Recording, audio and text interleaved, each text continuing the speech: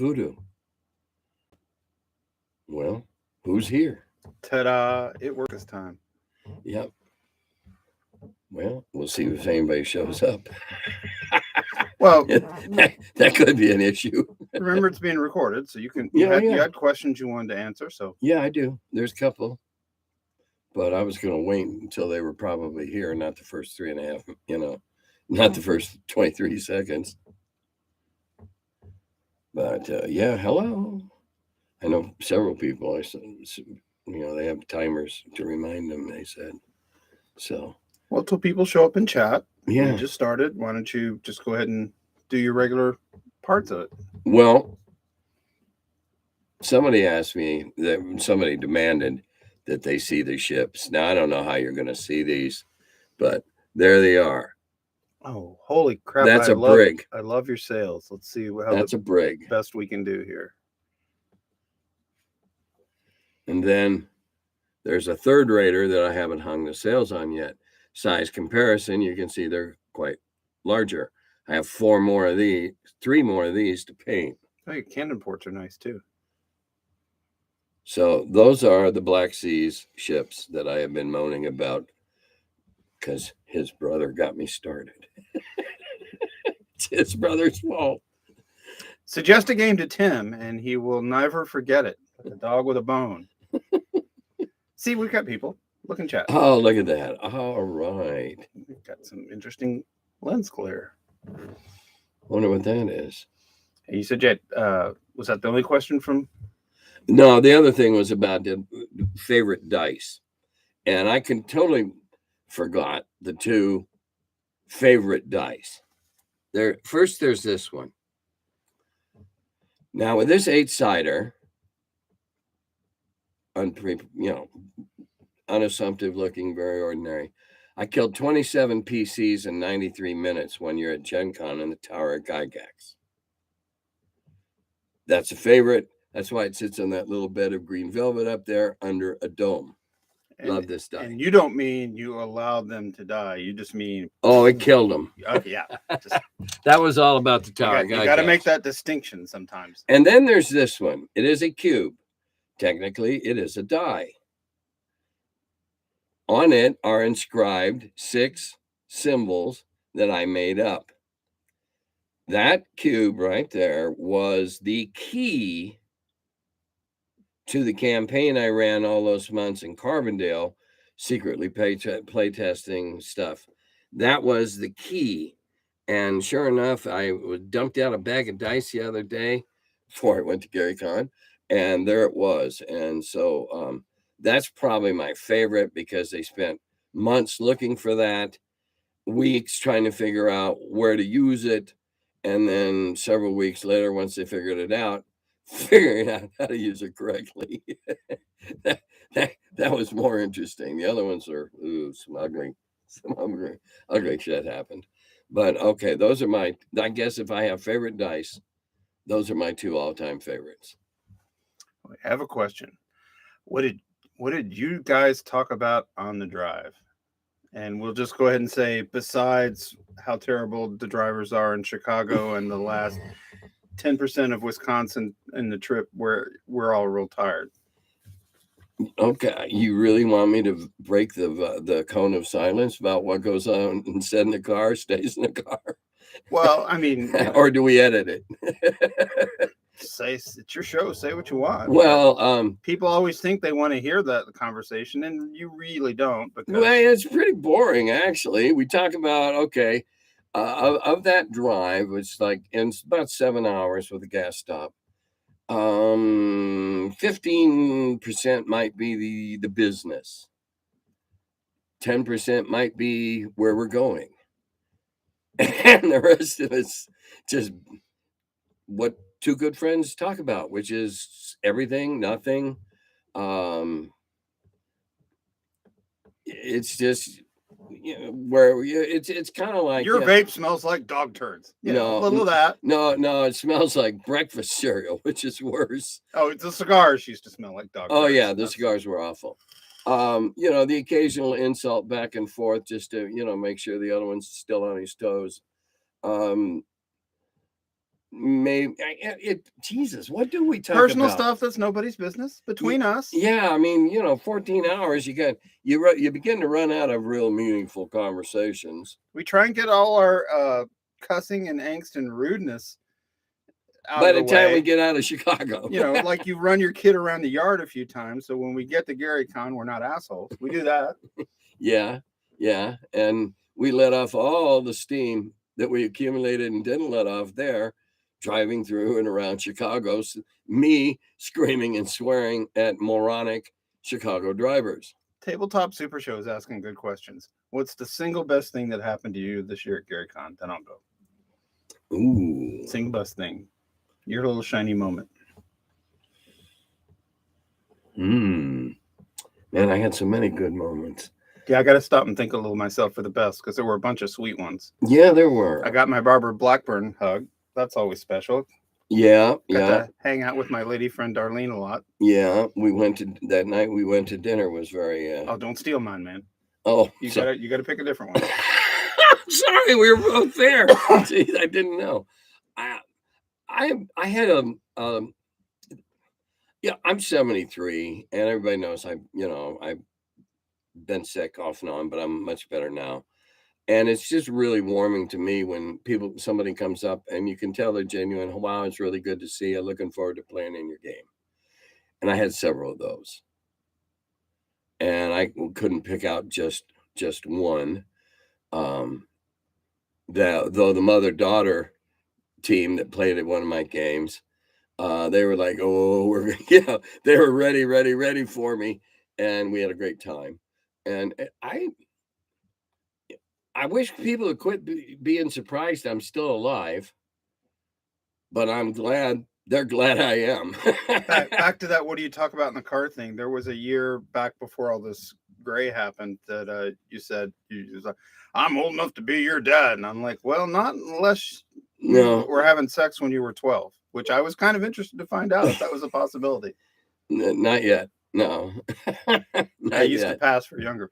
My favorite moment, I mean, there were tons of great things, and I'll talk about those, but my favorite moment was an idea that was as much an accident as it was genius, and that was just getting you and Darlene together at dinner off campus, where we could just, I always like that at every con, where you just get off campus for a dinner and stop talking about gaming, because it's 4 or 5 solid days of gaming. You get plenty of that. It's nothing against gaming, and seeing you two just, normalize. You've known each other for 40 some plus years. Long time. And we're very adept at shooting shots at each other, barbs at each other, all in the spirit of great fun.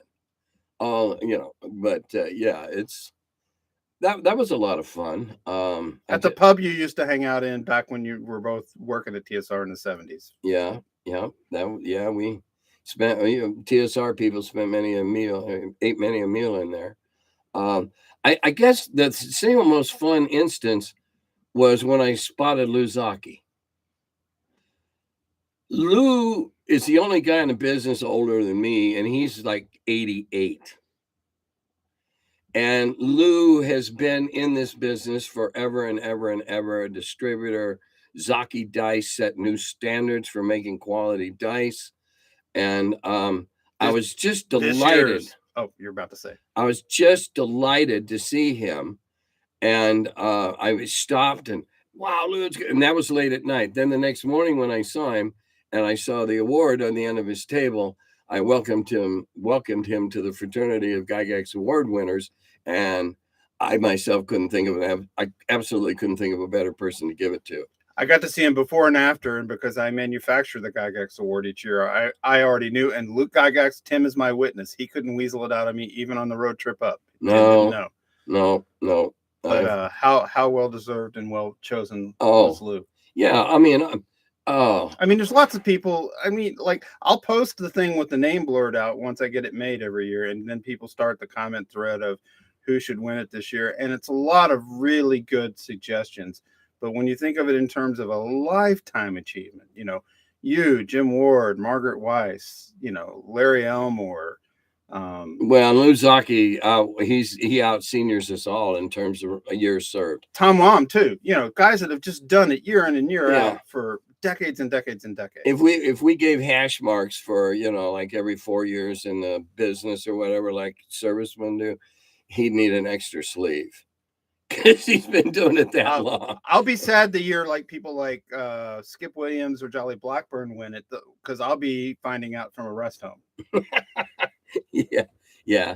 And of course, Tom Long's the best roommate you could possibly have, because he goes home to sleep in his own bed every night and just uses the room to come in once in a while, dump stuff, put things in the refrigerator. Perfect roommate. All right. Perfect. Questions are piling up. Let's plow through some. Morgan Hazel says, reading over the adventure gaming magazines Mud Puppy has provided on PDF was incredibly nostalgic this week.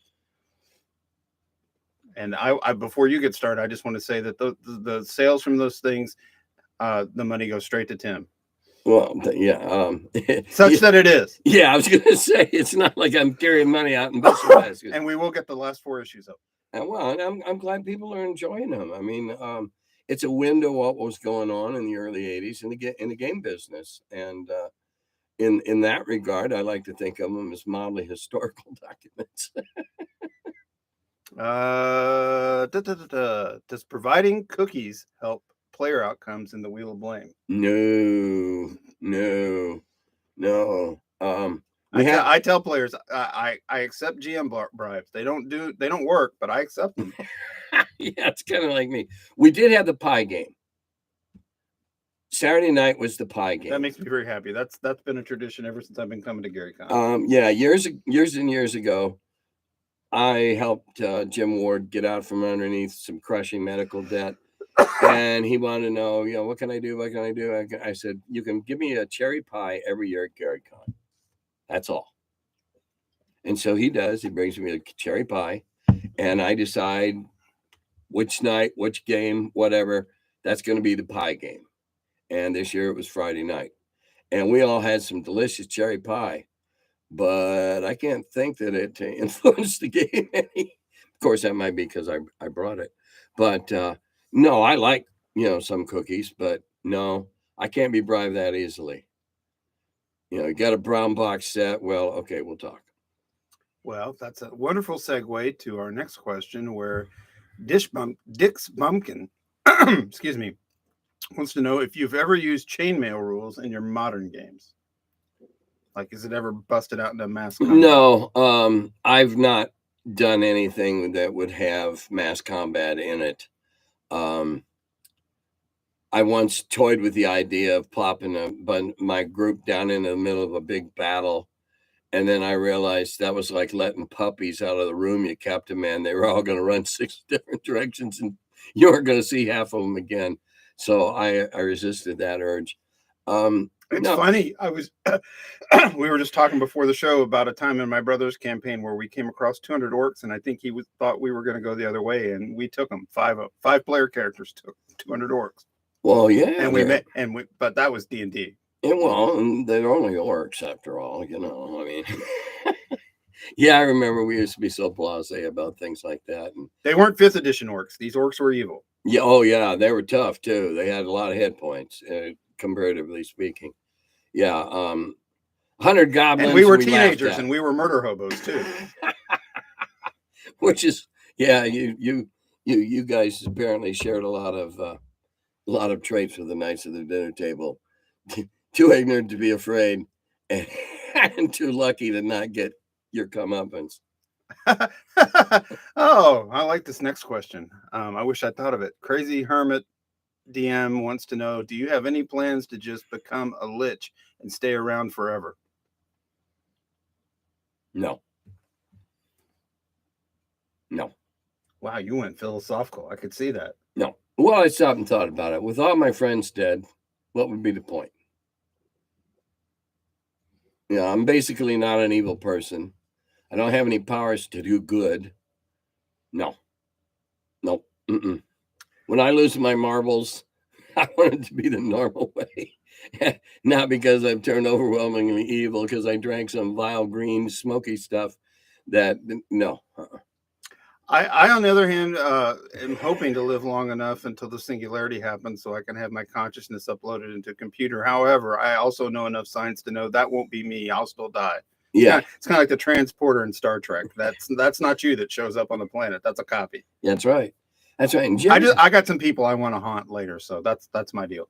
Yeah, and how many times do you get copied before the edges get blurry? I'm sure that's the basis of many a fine science fiction novel. Yeah, well, I'm sure it's the basis of many a significantly the Michael Star Keaton, Trek arguments. The Michael Keaton movie Multiplicity was exactly that. Every time he would make a clone, it was a little hinky. Oh, good Lord.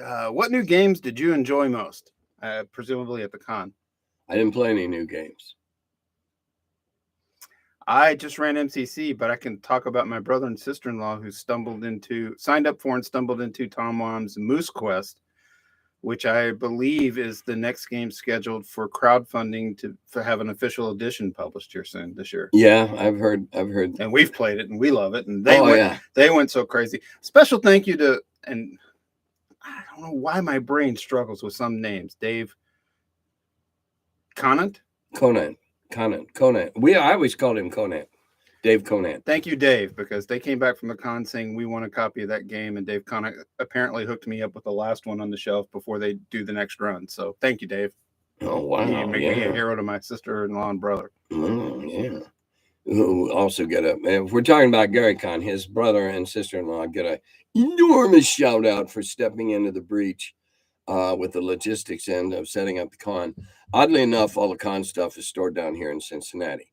Not so odd when you consider that Mike No of Iron Wind is they're kind of like their logistics head honcho or whatever. He was unable to go for family health reasons, and so his brother stepped in, rented a truck, got it loaded, hauled it up, brought one of his employees with him to help him. And I mean, super dude, really saved. I couldn't be prouder, and I wish I could have been in those ops meetings that my brother was in with the Gary Con crew and Luke, because just to see the look in their eyes, oh crap, there's two of these guys. Yeah, but are they both evil or are they both good? I'm neutral good. I'd have to think about my brother. He's probably chaotic good. Chaotic no. neutral. You can't be chaotic good and run a medical device company. Chaotic neutral. All right. You're talking about me when we were murder hoboing 200 orcs. But anyway, let's see. Favorite modern tabletop role-playing or skirmish game that you are actively playing now? Me, none. I know you. Well, I do play Black Seas with a couple of friends whenever we can get together and do it. I would consider that skirmish level. As I define skirmish level, it means very few minis. Now, it might be 40 guys on a side fighting a Zulu thingy or a boar, whatever. But as the English define skirmishing and skirmish level rules, it's very few pieces, very small scale. I would consider this to be that. And that's still what I'm kind of hung up in. And I haven't found a good new board game in the last 2 years. We were locked up, one of them, that I've bothered to invest in for my group to play. So, I'm getting to the point where I like old games. I'd still play D-Day if I had somebody to play it with. Oh, wow, that goes back. My first game. Rick Copen wants to know just how massive or not was the amount of materials you brought with you to the con. What do I bring to the con? Well, I bring my fancy Bible book, what people call my Bible. That's a bound copy of all the little brown books. I bring my monster manual, a bag of dice, a bag of tokens, and the coin tokens, and X number of sets of the pre-gens. That's all. I don't haul and lug a bunch of crap anymore. And yeah, not even that DM screen, because you said it's too heavy. I pack light, and all the stuff I used to run games will fit in my Crown Royal duffel bag. And Tim, I was a minis guy on the table big time, but when I got interested in DCC, minis aren't so required for that game. It's more theater of the mind. Plus, I started hanging out with Tim about a decade ago, and he just persuaded me that theater of the mind's better unless there's a reason for the minis. But like a superhero game, I'll definitely use minis. But I travel light too. I laughed because the trunk of the car was packed to the gills with the Independent Publishers Union stock I was bringing to the dealer booth, and then last minute stuff that missed the truck going up. Yeah, we We jingled it all together, and it fit. I don't even know what you drive, except it's maroon colored. It's a Kona, a Hyundai Kona, and he's real good at logistics and packing more boxes into a given space than you think is possible. I don't know. Maybe he's got a force disruptor or something. But anyway, we were packed tight. Years of Tetris, man. That's all. Suitcases in the back seat, clothes hanging from one of the hand grips, and crap stacked on the floor behind the seats. We were stuffed. And to answer the question that's coming up, was it heavier or lighter going back? Probably lighter. Well, it was lighter, but we had to bring Tom Tullis. Yeah, we had 36 bottles of Spotted Cow in the back, and I imagine that made up for a bunch of books that we sold in terms of gross weight. And there's still that suitcase thing where you're trying, there was just clothes going down, but on the way back, especially when you're flying, it's all the crap you bought in the dealer room. Yeah, I got 3 minis. That was my purchases this con. 3 minis so that I can paint them. The John Popson one you were talking about. Oh, well, that was a gift. Yeah. Shout out to John Popson. He's effing cool.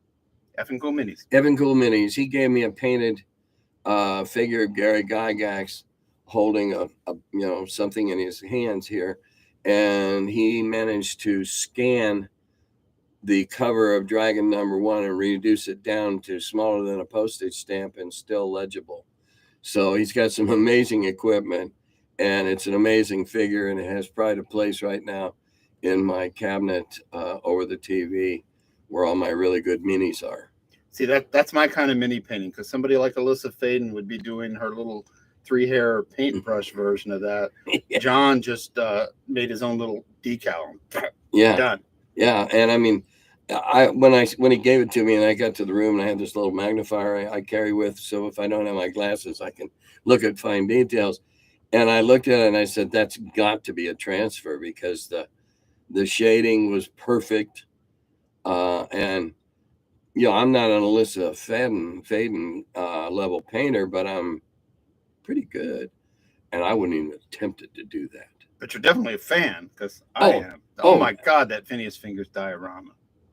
I mean, that was Adam Savage Mythbusters level. When was this? This year? You didn't see the pictures on Facebook? No.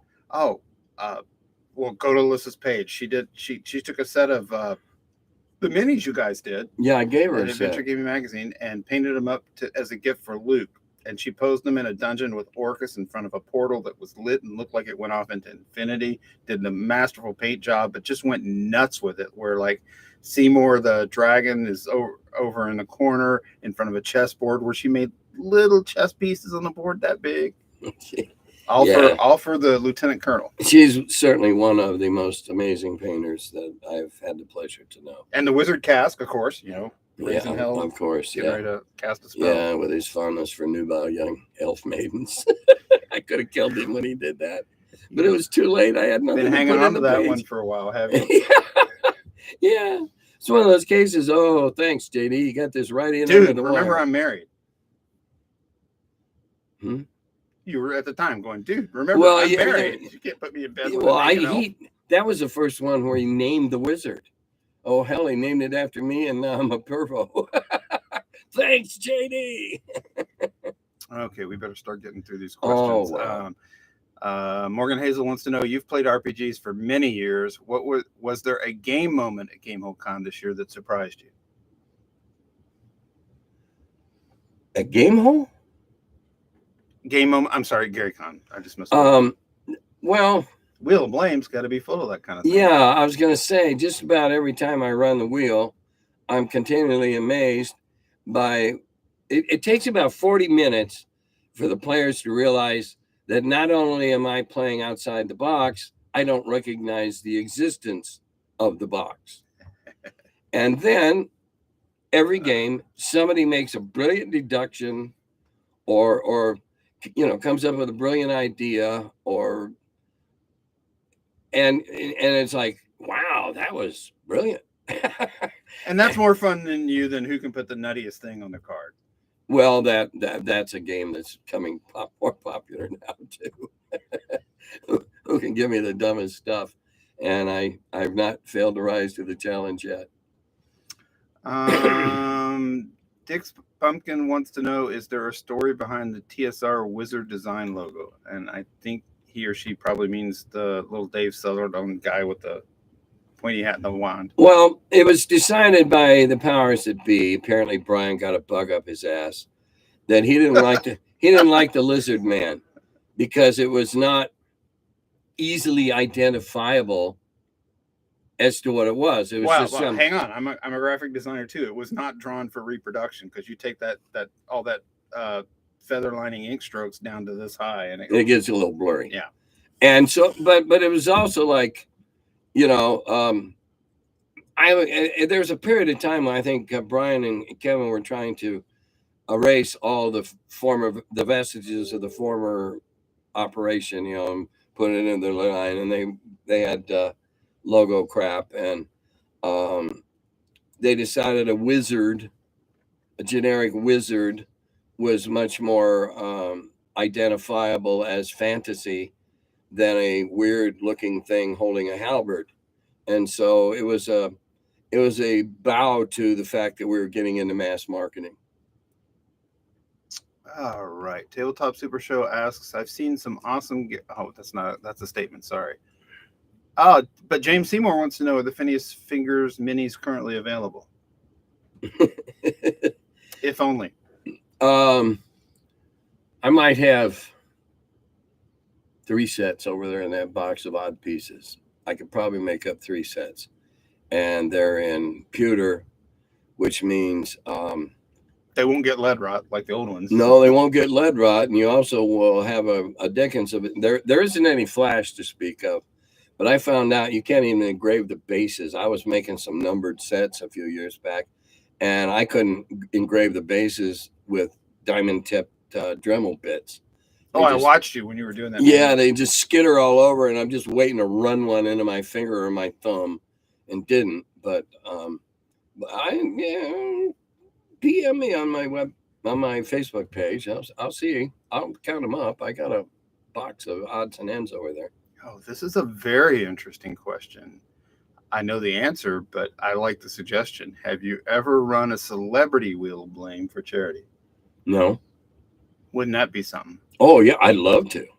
I would love to. So what do we need here? We need a charity and probably somebody to organize it. Please, not me. I'll play, but I'm not really a celebrity. So I would do it, and I'd do it online, or I'd do it at... Well, I'm going to Texas in June, but it's a little late to get something like that organized for that. But I maybe Gary Con next year. You got a whole year. And I'll talk to Luke and say, okay, let's do this, and we're going to run. I imagine I can talk Luke into let me do that for charity. Sure. I mean, I gave Wounded Warriors one of the treasured Gary Con windbreakers with the rather gaudy artwork on the back to them to auction off. You know what I'd like to see, just personally, and I don't mean this in any prejudiced way. I would love to see a group of younger generation celebrity players with you running a game, and I don't know, you should probably record that and then broadcast it. But you know what I mean? I just want to see how quickly they adapt to having to think. Way. See, you went there, and I'm not going there. I'm talking about the way I play. I tell my players when we sit down every time, you got to think, you got to ask questions. If you don't, I'm not going to give you anything for free. And the first encounter usually takes 40-45 minutes as they're finding their way through. Intelligent questions, not like that paladin in the campaign you ran here 10 years ago who's in the middle of the desert and wants to know where his holy mount is. Like, what do you want? A sandworm? We'll give him a big scorpion. Yeah, you're in the middle of the desert, dude. Okay. Get your Hollywood buddy to play. I assume that means Luke. Or Joe. What? I mean, Joe's a whole lot more. Oh, Manganiello? Yeah, Manganiello's a whole lot more Hollywood than Luke. I'd love to get. I have had the pleasure of running a game for Joe and his several of his friends, and it was great fun. That's right. So it just wasn't live streamed or anything, but you did that. You went all the way out there and ran a game in his house in the basement in Beverly Hills in the famous wine cellar. Yes, with the dragon heads on the wall. Oh yeah. Oh, I mean, 10 grand Elmore painting of his player character on the wall. Yeah. Yeah, I'd love to. It's good to be Joe. Yeah, it is. But I'd gladly run a charity. I have to talk to Luke about that. I know Joe tried to get there this year, was set to come. Jeff Delanian was so glad that didn't work out because that was for the extra players that Luke was staying in his game. Oh, yeah. And Joe, the movie Joe's working on, or whatever the production is, movie, TV, whatever, they decided to start 2 weeks early. And so off he went and didn't make it. I know we were all pretty disappointed, but you gotta go where your job is. Yeah. We have, especially when it pays a lot. The questions have been good, and we haven't done much recapping. I mean, for me, it was the best Gary Con ever, and that was with a lot of we're back from the pandemic, attendance is down, everybody's trying to remember how to run a con, everybody's trying to remember how to get there. Well, and we discussed on the way, this is one of those things we talked about on the way home.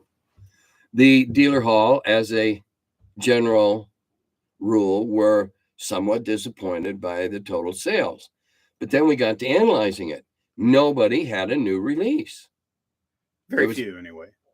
There were a couple of companies we didn't that nobody's ever heard of, almost, new companies, whatever, companies without a following. One of the named companies got a new release. Boom, that drives sales. And there's nothing big being debuted at the con, and which is true. There was some concern before the con about the fact that the dealer hall was going to be at the farthest end of the complex. But going to the dealer hall is part of a con. Everybody's going to do it. They might grumble about the long walk. But they did. That you had good traffic, just didn't have the big buck sales like some people were hoping for. And again, no new product. You aren't going to get a big rush to your table to buy stuff. And that's not an accident. We're coming off 2 years of a pandemic, and everybody struggled with that to varying degrees, even the big boys. Well, and be quite frank, in the last 2 years, it's been harder than hell to even plan a project like that. The printers in China are basically lost to us right now. I mean, just you can't do it. Well, it's tough. It's much tougher. It's a big crapshoot whether or not you're going to get them in a reasonable amount of time, or if you're going to get them in all. And it was never a prance through the dungeon to start with. No, and so they've had to resource and look at stateside printing. Some of them found that there are alternatives that are affordable and work into their price structure, and it just goes down the chain. Even Steve Chanot and Trolord Games, they have their own presses for them, depending on the product, but for the most part. But then it's getting the paper. Yep, paper's real hard to get. Turns out, guess where a lot of our paper comes from? China. Yeah. Yep. And so there's a lot of issues with that right now of trying to put out anything, especially anything big.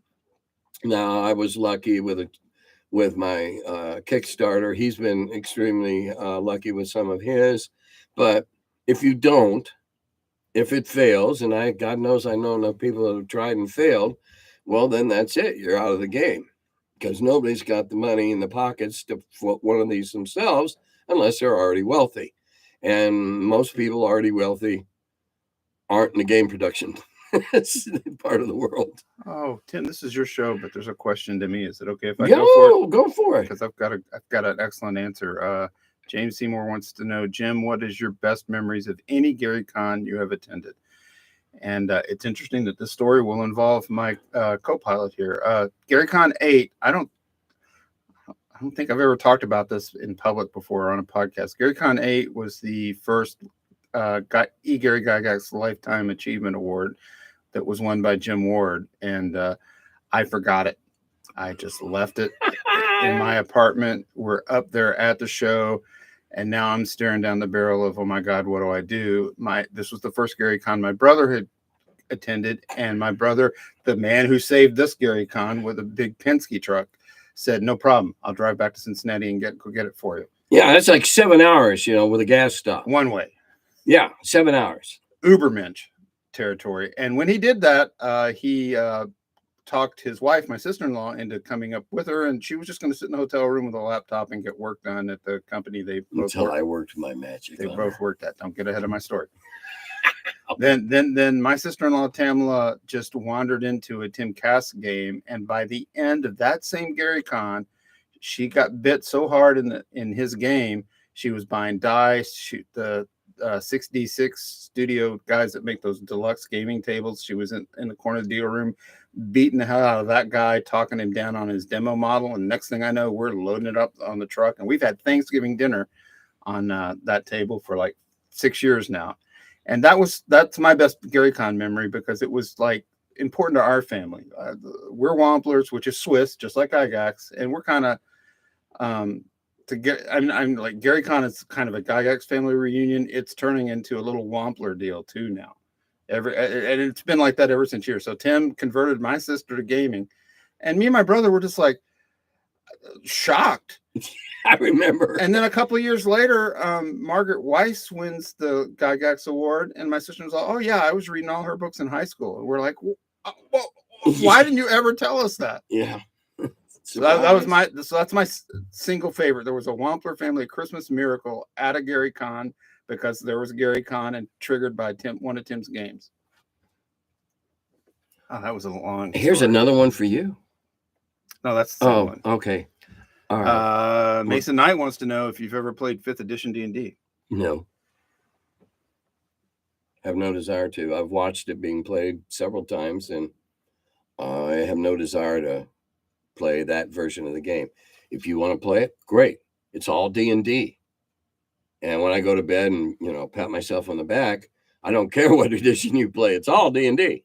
And it's just playstyle preference. Neither of our playstyle preferences run that way. No. Rick Hull ran us through a 5e session for free RPG day one year, and I played and quickly found out my 6th level magic user couldn't break any encounters. So it was over for me then. Yeah.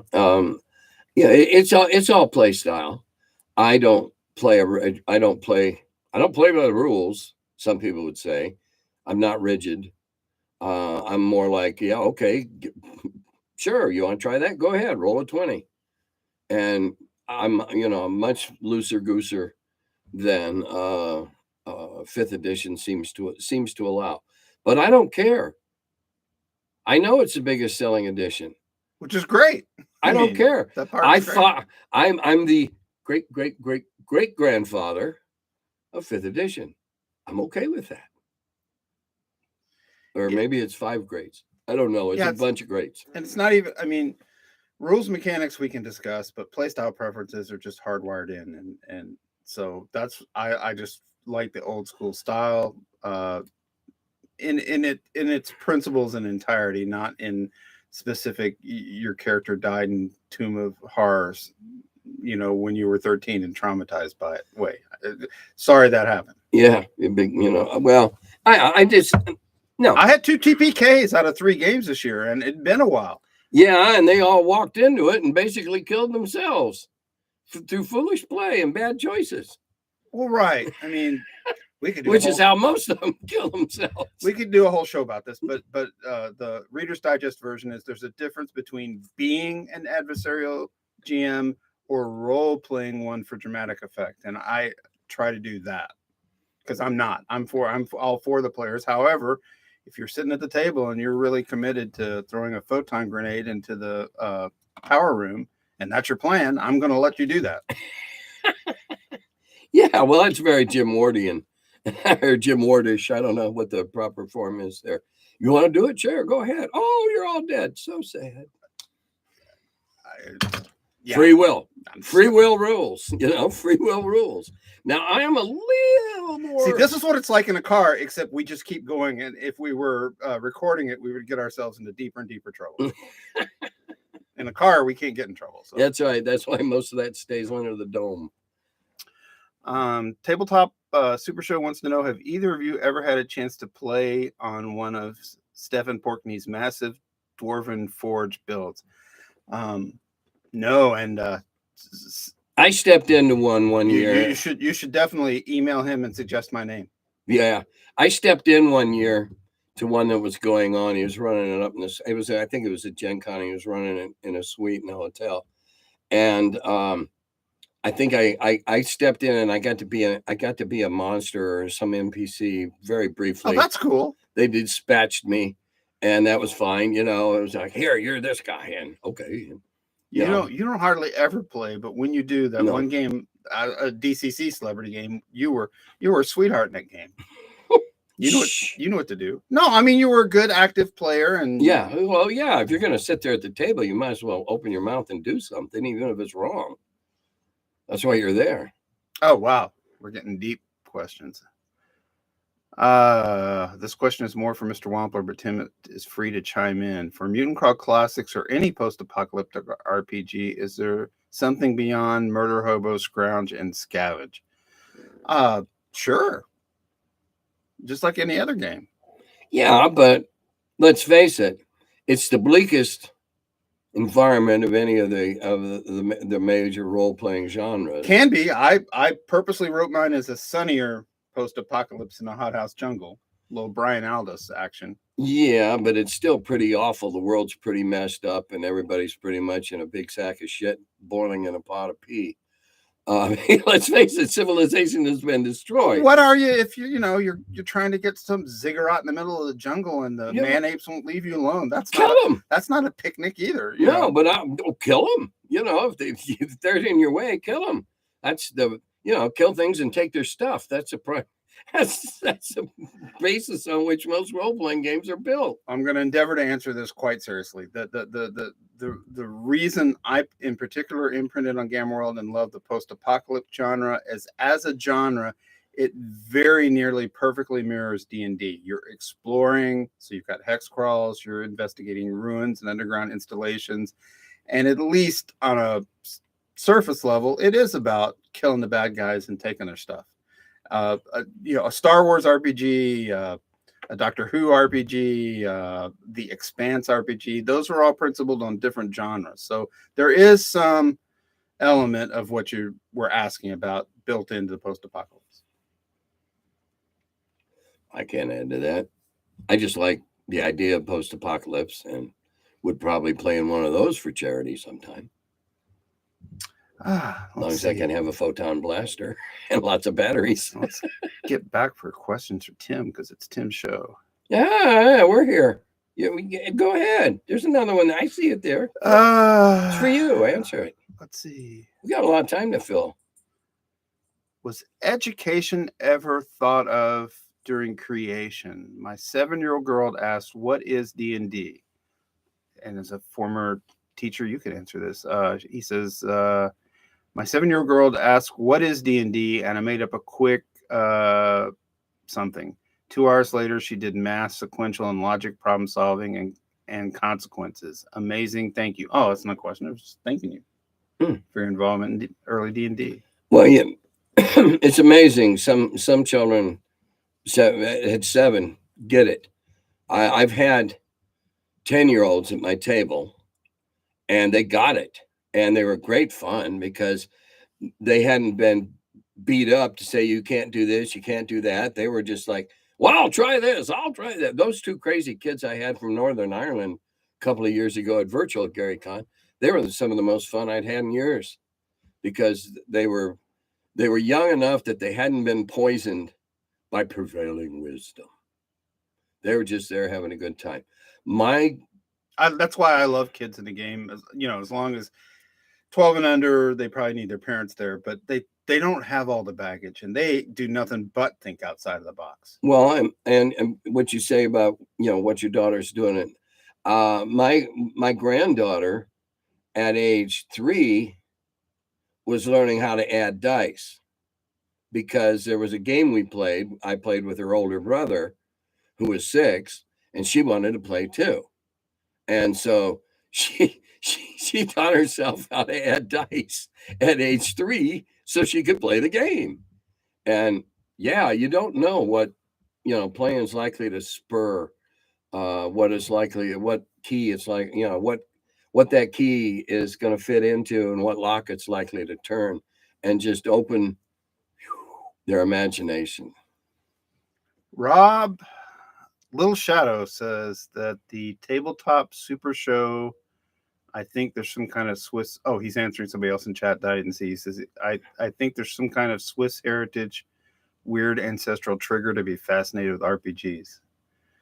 Can you tell me? Oh, it's Irish, our ancestry. Yeah, I'm Irish and Swede. Well, and Finnish. Wampler Swiss, so is Gygax, and surprise, surprise, I was doing genealogy a few years ago and found a Kammer that married into the Wamplers in the 1700s, and we're still in Europe. So Alex Kammer. That sounds a little like what's that skull study thing? Phrenology. Yeah. It sounds a little scientifically. I don't know if there's anything to that, but it's nice to think about. Yeah, well, I'm related to Copernicus. I don't know if that has anything to do with it. He's in my family tree a couple of centuries back. So I don't know. And oh, look, we've hit some kind of threshold where you're getting hit by spam. Thanks, spammers, for watching. Do either or both of you have a favorite fantasy book series? What type of books do you favor? Well, right now, if I had to say a favorite series, it would be Terry Pratchett's Discworld. He wrote 42 of them. I read them here and there. I just see one, pick it up, and I said, okay, that's all. I'm going to go back to the beginning. I'm going to read them all in order. And I think I'm book 30 or 31 now. And I just love it. The Discworld is, oh man, it would be so fun to go adventuring on the Discworld. Pratchett was one of the best writers at writing about the foibles of mankind while disguising it as somebody else's problem. The citizens of Ankh-Morpork, for instance. You went so deep there. Sorry. No, that's awesome. You just got the hammer out and went wham there. Well, there was a nail there. I like to hit nails. Series is interesting. Recently for me, it would be The Expanse, just because I forget how much I love hard sci-fi until you stick it in front of me and go, oh yeah, there you are. I remember you. And back in the day, for me, it was Edgar Rice Burroughs, the Barsoom books, some Lovecraft, and Elric, Michael Moorcock. Well, back in the day, for me, it was Appendix N. I read them all. Well, that's interesting because that Joe Goodman did that exact thing and read his way through the whole Appendix N list while he was writing Dungeon Crawl Classics. So when I found that out, I decided to do it, and I haven't ever made it all the way through the list. But those Appendix N books come and go. Some of those are not so great. I mean, Lion and Three Hearts, solid. 3 Hearts and 3 Lions. Yes. 3 Hearts and 3 Lions. Poole Anderson. Whatever the Jack Zalansky book was, Jack of Shadows. Yeah. That was really good. Some of them were just old, pulpy, and hard to get through. Well, but to be fair to us, the reason we published them was like, okay, here's where we got our ideas. Well, no, I feel you. If you go read these, you'll better understand it, especially if you read The Dying Earth and the Ion Stones and the magic and everything. Oh, Jack Vance. Yeah. Although he's like Burroughs, he takes some getting the hang of. Yeah, I agree. Oh, and Ashton Clark Smith. Oh, well, modern authors, I've got several. Hans Cummings. You love those. Hans Cummings comes to mind immediately. What's that orc book you were all up about? Orcs and Dwarves. The ones by a German. Orcs. Just look up Orcs, and it's got there's 3 of them. And then there's the Dwarven books he's got a very German name, the author does. Those are quite good, but I love Hans Cummings stuff. The Foundations of Drakenor is basically, from the first book, it's a self-aware dungeon, and all of a sudden the characters are alive, and that's who you're reading about, and that's what they're doing. And I thought, wow, what a neat idea. And as you read the book, you'll see what I mean about becoming self-aware. And what they used to do in their old jobs, they used to wait for adventures so they could slaughter them at the gates. And I just thought it was a brilliant idea. And so I highly recommend anything Hans Cummings has written. I love anything with that concept of just flip it around. Okay, now it's just two kobolds whose only job is to clean up the dungeon, kind of thing. Yeah, those are good. And his Summer of Crows, pardon me, is his newest one, and it's outstanding. James Laurie says, I was a big Commandy fan as a kid, and that's what made Gamworld appeal to me. Well, me too. So we're just brothers. Yeah, see, I'm not a comics guy. If it didn't have tanks in it, I didn't read comics. Yeah, you say that. But, Green Arrow, Green Lantern. And what's our deal? Every Ant-Man movie and every Doctor Strange movie. Yeah, I did get into Doctor Strange, but not really in any of the other Marvel universe. I just liked him. I had a Thor t-shirt just because he was Thor and I was sweet. Green Arrow, really? Oh yeah. I mean, you've told me that before, but now I'm sitting and thinking about it. So yeah. What was the appeal of Green Arrow? You just like... Yeah, I mean, he had all those whiz-bang arrows, man. I mean, geez, he had an arrow that did everything. Need a grenade? Oh, I happen to have one in my quiver. What I never understood, which I always thought was the magic part about Green Arrow, if you looked at what he had on the tips of those arrows, now his quiver was about. Oh, right. How does the quiver hold a punching glove? Well, yeah. How does a quiver this big hold all those things that are on the end of those arrows? But hey, it's comics. Who cares? You know. Okay. Back to business. Are you guys surprised that the original D&D wood grain box, first to third prints, are now selling for $10,000 or higher regularly now? What would Gygax say if someone told him that in the 70s? He'd go, yeah, you think so? Sorry to hear that. Somebody call. And we'd have had him escorted out of the building because he was obviously delusional. But then again, Gary and I had those blue sky sessions where we used to go, yep, next print run will be 8,000 copies. Laugh like hell. And sure enough, before long, we were doing 8,000 copies at print runs. So, yeah, I don't know. I understand. I was if you 13 want something really bad. Out, so all I would have thought is that $10,000, I'm never ever going to own one. Well, and I'll be honest. I don't have the gene that understands anybody that wants to pay that much money for something they're going to set up on their shelf and not use, because then it wouldn't be in pristine condition anymore, or even take it out of the shrink. But that's just, I don't understand that. We have that. I accumulate. I don't collect. There's a difference. We're more on the same page than I thought, because a collectible comic book that's sunk in a block of Mylar is not a comic book anymore if it's been slabbed, because you can't read it. So it works out that I don't have any money, because all I want are player copies that I'm going to just sit there and get fresh finger oils on anyway. Yeah, well, and okay, hey, if I even like the smell of really old pulp paper. If you happen to find one, somewhere up in your attic, and you can get 8 or 10 G's for it, more power to you. Well, I was just telling you this morning, I need a copy of Blackmore, and I don't care if it has coffee stains, as long as it still, hangs together. That's good. Blackmore and goddamn, I've already put out a couple of feelers. Oh, you're a good man. So we'll see. I don't know where anybody out there has got a cheap copy. Shh, don't do that, Jesus. That enough. I mean, I owned it. I don't know where it went to. James Seymour asks, how do you stock an underground adventure so it makes logical sense as opposed to just being monsters held in stasis? Good question. It is a good question. I wrote the very first Dungeon Ecology article and published it in the Dragon about, number one, think of the zoo on a hot day. Think of the elephant house on a hot day. Ew. Yeah, that's enough to curdle anybody's stomach. All right. And so, number one, there's got to be some method of disposing of waste.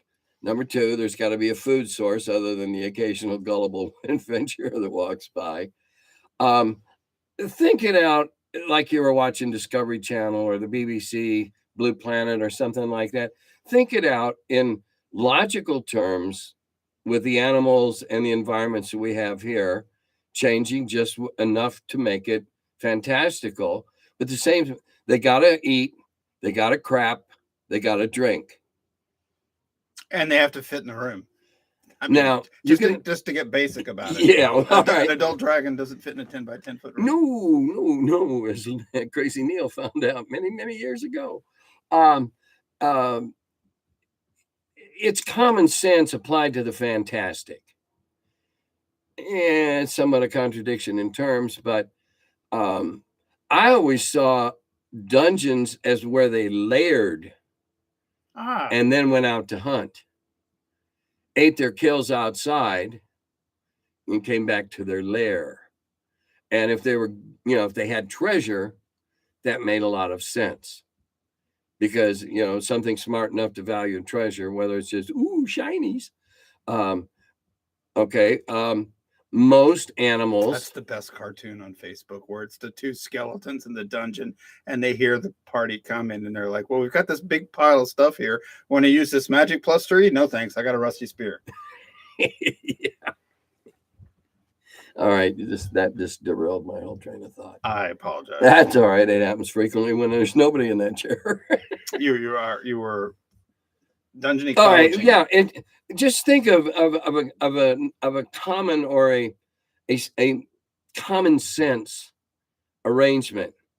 Now, let's take the minor stuff, orcs and kobolds and goblins and that. They might be layered up in there. They would certainly have one or more entrances or exits out of there than the one you're coming in. Because that's their nature. To hole up in a dead end would be dumb. Yes. You TPK'd us in a dungeon once that way. Yeah. That's what we decided to do. And, so those kinds of things, those would be more like in the nature of wandering monsters, just making a sweep through there because, that's what they do. When you're going to have a big bed, whether it's a dragon or a demon or whatever, well, they're not going to be in your normal underground dungeon because they're going to have, something on the equivalent. It might be underground, but a castle or at least a manor house. Curse of the Weaver Queen, it's a whole enormous temple and then levels and adjuncts off those levels underground. But everything that's down there, there's a logical reason to it. Now, I'm not going to tell you what it is because you need to buy it. But there is a logic to it. And I try to design with a certain amount of logic. Now, Lord knows it wasn't the way I started. And I had so many things in so many rooms. It was like, let's go killing at the zoo. And you could have sung it to the Simon and Garfunkel song. I mean, we all did that at first. It's just to line them up and shoot them down like a carnival, room to room to room. Well, yeah, I was open the door, kill it. Open the door, kill it. Cut it open. So, got anything? Nope. Let's go to the next one. Oh, nuts. That one's empty. It's because the guy next door ate it, or whatever. But it's just. Here's a good question. All right. That's fine. I beat ecology to death. What's next? Because I know you very well and I don't know the answer. So I'm interested in this. What age did you guys read The Hobbit and Lord of the Rings for the first time? And how did you learn about it? Did you like them? You got 12 years on me, so I'm sure you. I read it. It was probably 1968. Somebody. I was in the Navy down in Memphis in training command, and there was a guy in my. I can't remember what we used to call each set of bunks. There was a guy in my. We called them compartments, but they weren't anyway. And he was leaving. And the tradition in the Navy was if you had a bunch of paperbacks, which were almost worth their weight, at least silver, if not gold, and you'd read them all, you left them with whoever you were leaving. Oh, how cool is that? So he gave me a copy of The Hobbit and a copy of the first Robert E. Howard Conan anthology collection of stories. Wow, he hooked you up. And, well, it gets better. We used to, the Navy had a cure-all for everything. It's called turpentine hydrate. It was half codeine and half alcohol. And we would save it up and save it up and save it up and then drink 3 or 4 on a Friday night or a Saturday. Holy crap. Well, I was actually sick, sort of. I was on, and I'd gotten some, so I drank, probably 3 times the dosage. And I said, oh, look at that. I got these 2 books. And I sat down, I cracked open The Hobbit, and I did not leave my rack until I finished. I read that book from cover to cover in one sitting. I didn't even get up and go outside and have a smoke. That's a lot of reading, because didn't Peter Jackson turn that into like 3 hours of movies. movie? Yeah. And when I got done with that, that weekend, okay, and I picked up the Robert E. Howard book, and that was that. Now, I had been reading Isaac Asimov's Sci-Fi magazine, and I had been reading some of those little small ones a little bit. I didn't take reading those till 17, 18, maybe 18, 19, maybe. But that's when I read it. I was 19 and addled on codeine and alcohol, and I read The Hobbit, and yeah, that was it. I was hooked. Such a much better story. My version is just I was a teenager in high school in the 70s, and the Rack and Bass Hobbit cartoon movie came on, and so I went and got The Hobbit and read it then. And I don't think I got to The Lord of the Rings till in my early 20s, after we were already D&Ders. See, that's boring.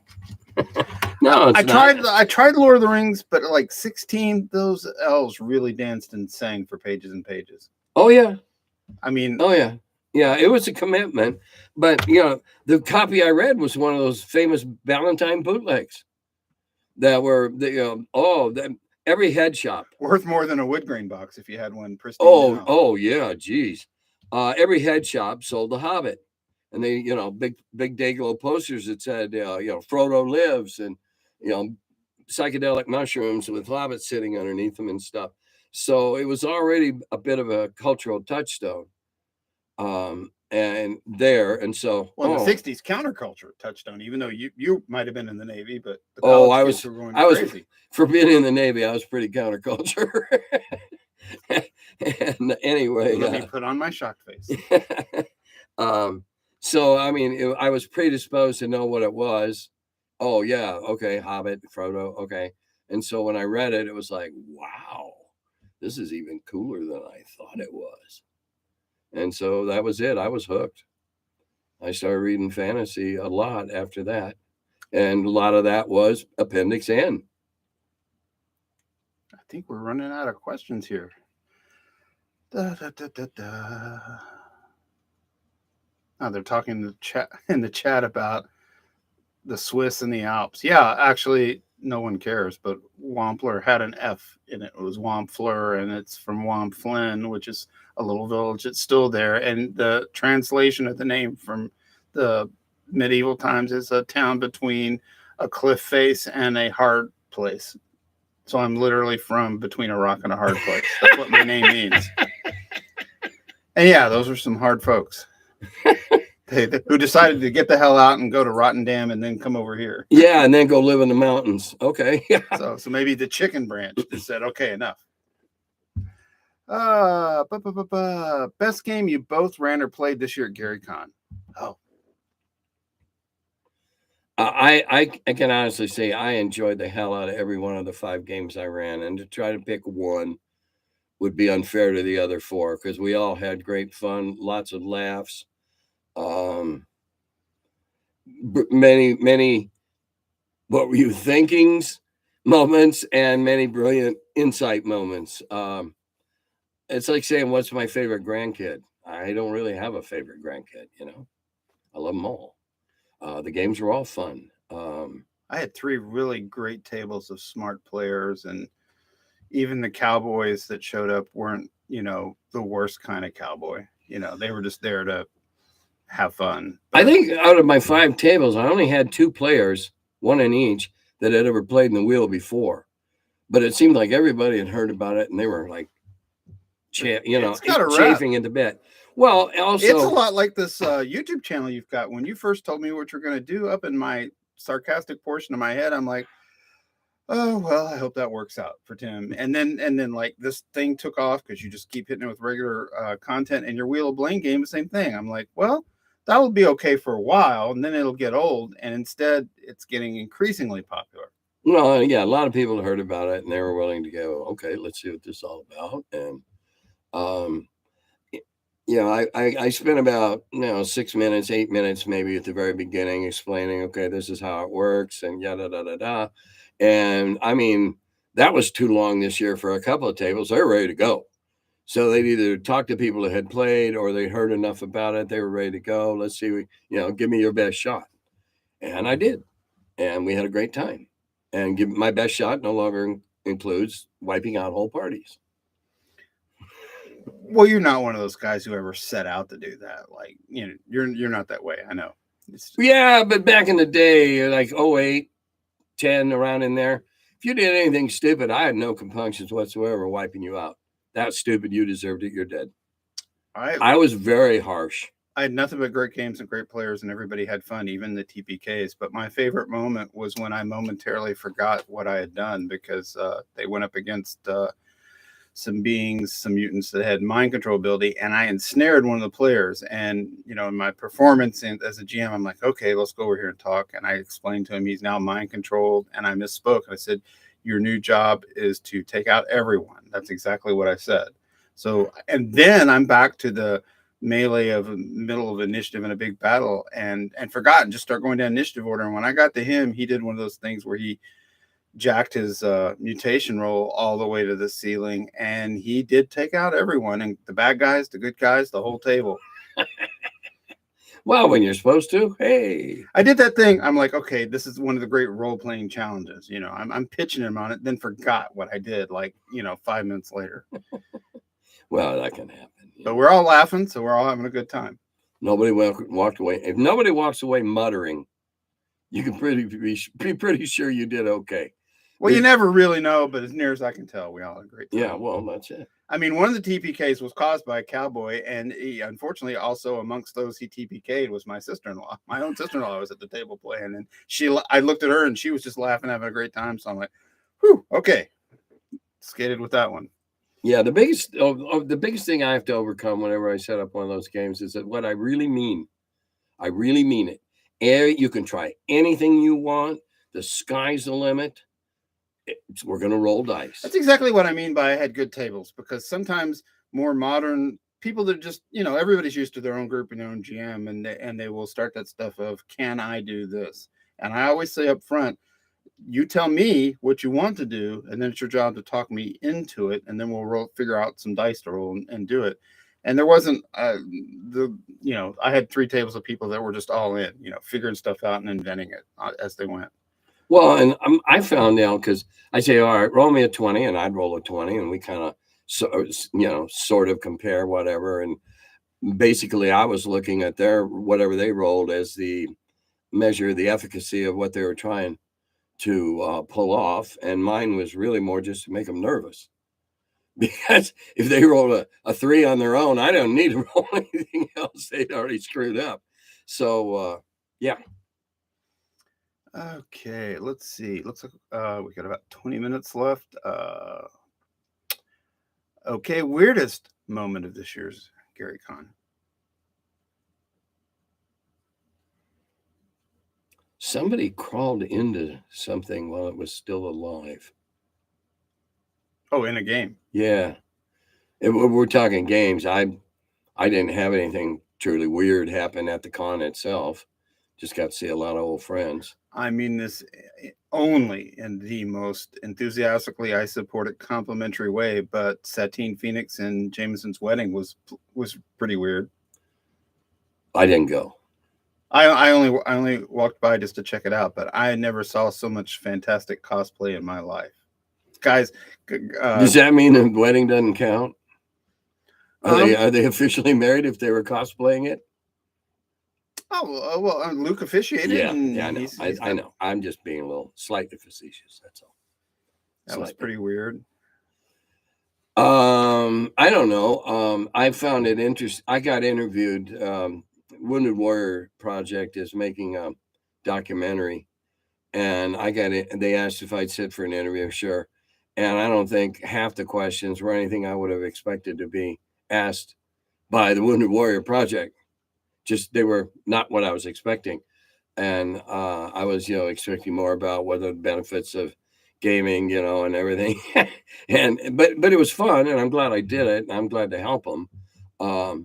But that was a strange moment. Here I am, I'm talking about being a roof rat in the Navy, and they're talking about guys, missing bits and bobs. And but I was, like I said, I was glad to do it.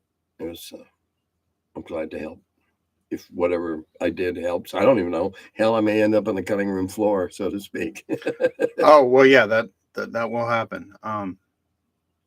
There were a lot of movie premieres at Gary Con. I didn't get to see any of them. I didn't either. I look forward to them ending up on something I subscribe to later. Yeah, I know. Like, well, we still haven't looked. I think I have a link to that movie that came out at Total Con. I think I have a link to that. We can watch that one. Oh, well, if you do, you know who to send it to and who to hook up. Yeah, I'll look through. I'm pretty sure I do.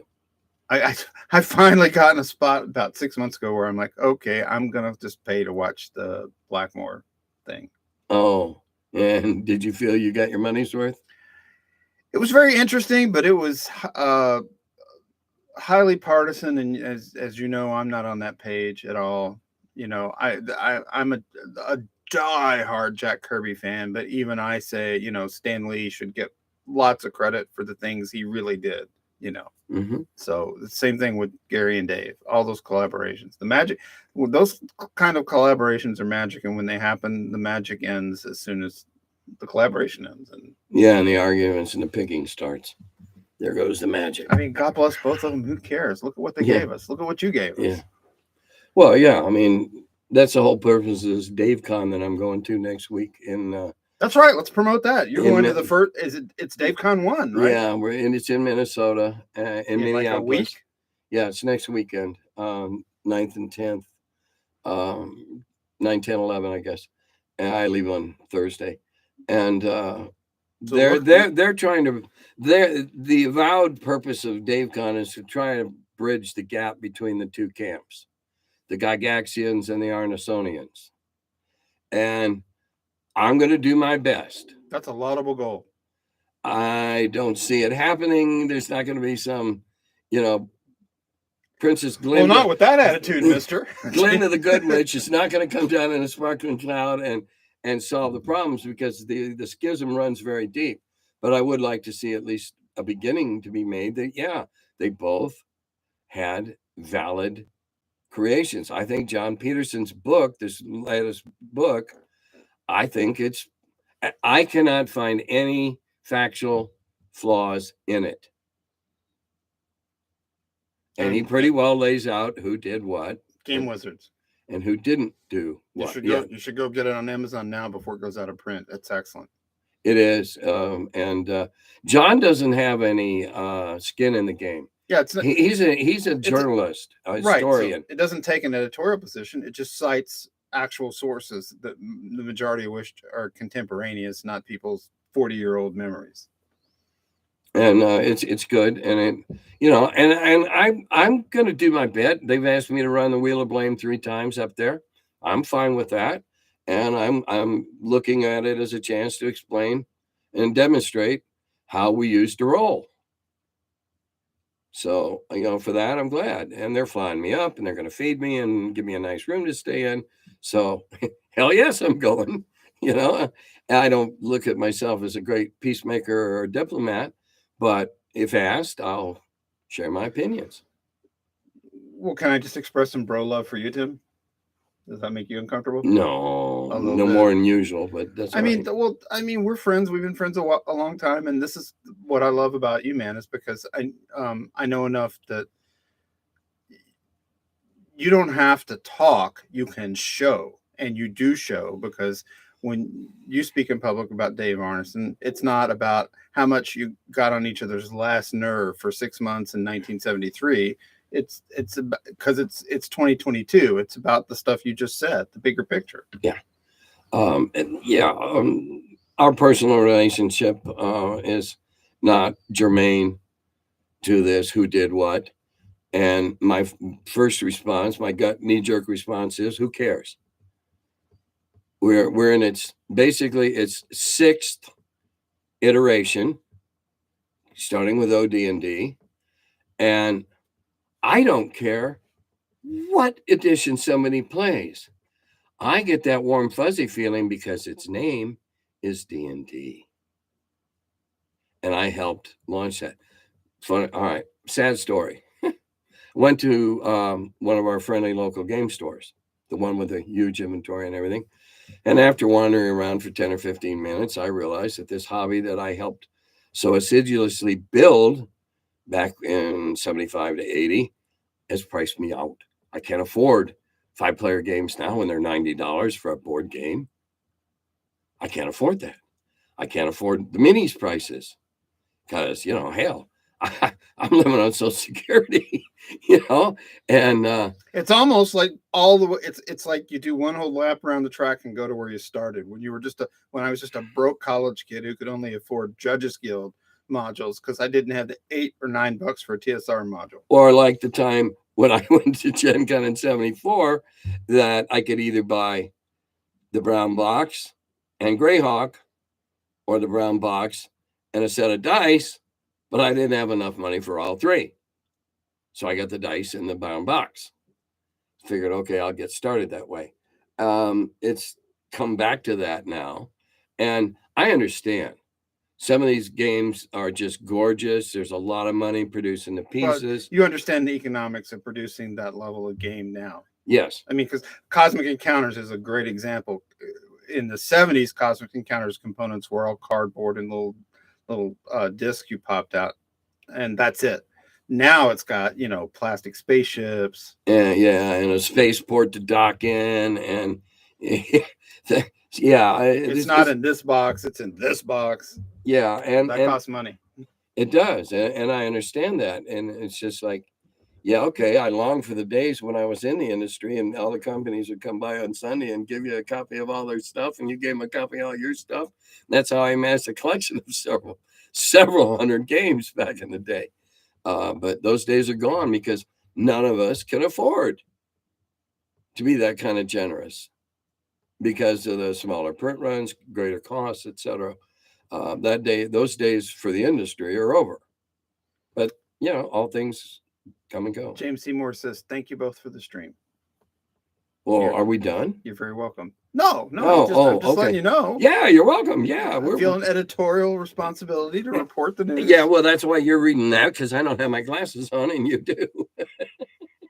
You've answered. You not only answered this question, but you've answered in the stream before. But I'm going to ask it anyway because Knights of Old wants to know: did you see Star Wars with Gary Gygax? Yeah, Brian and I and Gary. It was a beautiful Wednesday afternoon, and I know that because that's the day that new movies opened at the theater in Lake Geneva. It was a lovely day, and so long ago there was one theater. Yeah, back in those days. When Star Wars got to Frankfort, Kentucky, we had one theater, and it was there 1 week. You saw it or you missed it. We decided to walk down. Beautiful day. Walked down, went in, got our candy, popcorn, whatever. Sat down, and however long that movie is later, kind of stumbled out into the bright lights of the street. And Brian's first comment was, boy, that's gonna help Traveler. Yeah. And that was the day Brian went home and started working on a space game because he knew Star Wars was going to be big. Oh, I know that story. That was the tippy beginning of Star Frontiers after it went through 2 or 3 different developers. Yeah. Designers. Yeah, that was it. Trying to capture that magic. Of course, they never did quite get it. But it made it. Well, they weren't alone. Everybody did. You remember some of the crappy imitation movies that came out after that? Oh, yeah. But I would like to say that the three of us were prescient enough to realize that this was going to be huge. Because all we'd had up to that time was pre-release publicity. Somehow or other, and I never bothered to ask, that little bitty theater in Lake Geneva opened premiere movies the same day they opened in Chicago.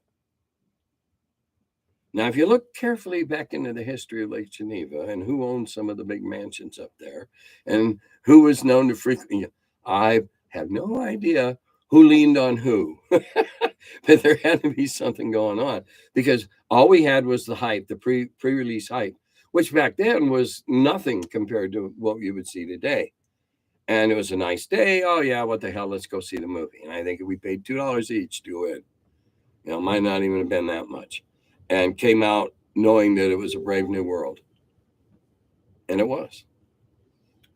Let's see. Knights of Old also says New Gods was Kirby's peak, in my opinion. Well, yeah. Thank you. I agree. Last question I have for the night. AD&D First Edition. What is the strangest, least used monster? Oh, wait a minute. That's a longer question I thought. What is the strangest, least used monster foe from Fiend Folio, Monster Manual 1, or Monster Manual 2 that you regularly use? That question took a couple turns there. Yeah, I did. The strangest one that I Strangest use. has got to be that plane where they're just geometric shapes. I forget the names. That was Monster Manual 2. Yeah, well, see, I never did 2. I never looked at Monster Manual 2 till many, many, many years after it came out. I don't know. Fiend Folio gets a bad rap. I like it better now than I did back in the day. And who doesn't love a Get Yankee? Well, I think. Apparently Tim does not love a Get Yankee. No, I don't like Fiend Folio. Those are some of the silliest monsters. I've explained before how the Fiend Folio came to be, how we had to let the English guys put out a book of their own. And that's what they came up with. And Flumphs, big floating cloud that's lethal. I mean, come on. Is that not the plushie for this year's upcoming GameholeCon? I don't know. I think it is. I don't know. Well, whatever. I didn't get a buttload of the last ones either because I got too many great grandkids to buy them for now. Oh, we can surely do something about that. I love your great grands. Well, when there's 6 of them to buy, and $20 a pop for the plushies. Oh, we'll split it or something. We'll figure this out. Yeah, we'll see. We'll see. Let's see. I don't know. I don't use anything really unusual in mine, especially in the Wheel of Blame. I'm only prompted to pick a monster based on what they prompt me with. I use owlbears a lot, and I use bugbears a lot, but often pygmy or dwarven sized. I just like the monsters, and I don't think they get enough. They don't get enough cred. Bugbears are bad news. Owlbears are worse. Who doesn't love an owlbear? Until you get disemboweled by one. I mean, Tom Tullis has done a lot of monsters for Fat Dragon Games, but that little owlbear with the owlbear cubs he made are my favorite. Here's one. Are we going to go to the new Doctor Strange movie next month? Hell yes. Yeah. Hell yes. We go to Ant-Man. We go to Doctor Strange. There's another one out there right now that I was going to ask you about. There's another Marvel thing out that looks like it might be interesting. I think we're at the point where maybe we could chance a theater. So what else did you want to go see? Well, there's something with one name. It's Marvel. They're showing ads for it on TV. God, if it was earlier in the day, I could tell you them in order. Moon Knight that one might be interesting. That's on Disney Plus. So let's just. Oh, well, no, I don't have Disney Plus. We'll go to your Fire Stick and get you a 1-month trial. Well, I can. Right now, I got a free 3-month Discovery Plus. When I'm done with that, I'm going to get my freebies for Paramount Plus, so I can watch. We can watch the rest of 1883, and then we'll look at getting another one. Because this is what it's like in the car. 6:30, June 30th, Discovery expires. That means on the 28th or 29th, I'm going to cancel it so they don't automatically roll it over and charge me for it. Well, Moon Knight's 1 episode in, and it's excellent. So you would like it. It's kind of the opposite. It's a lot of psychological mystery stuff, a little horror.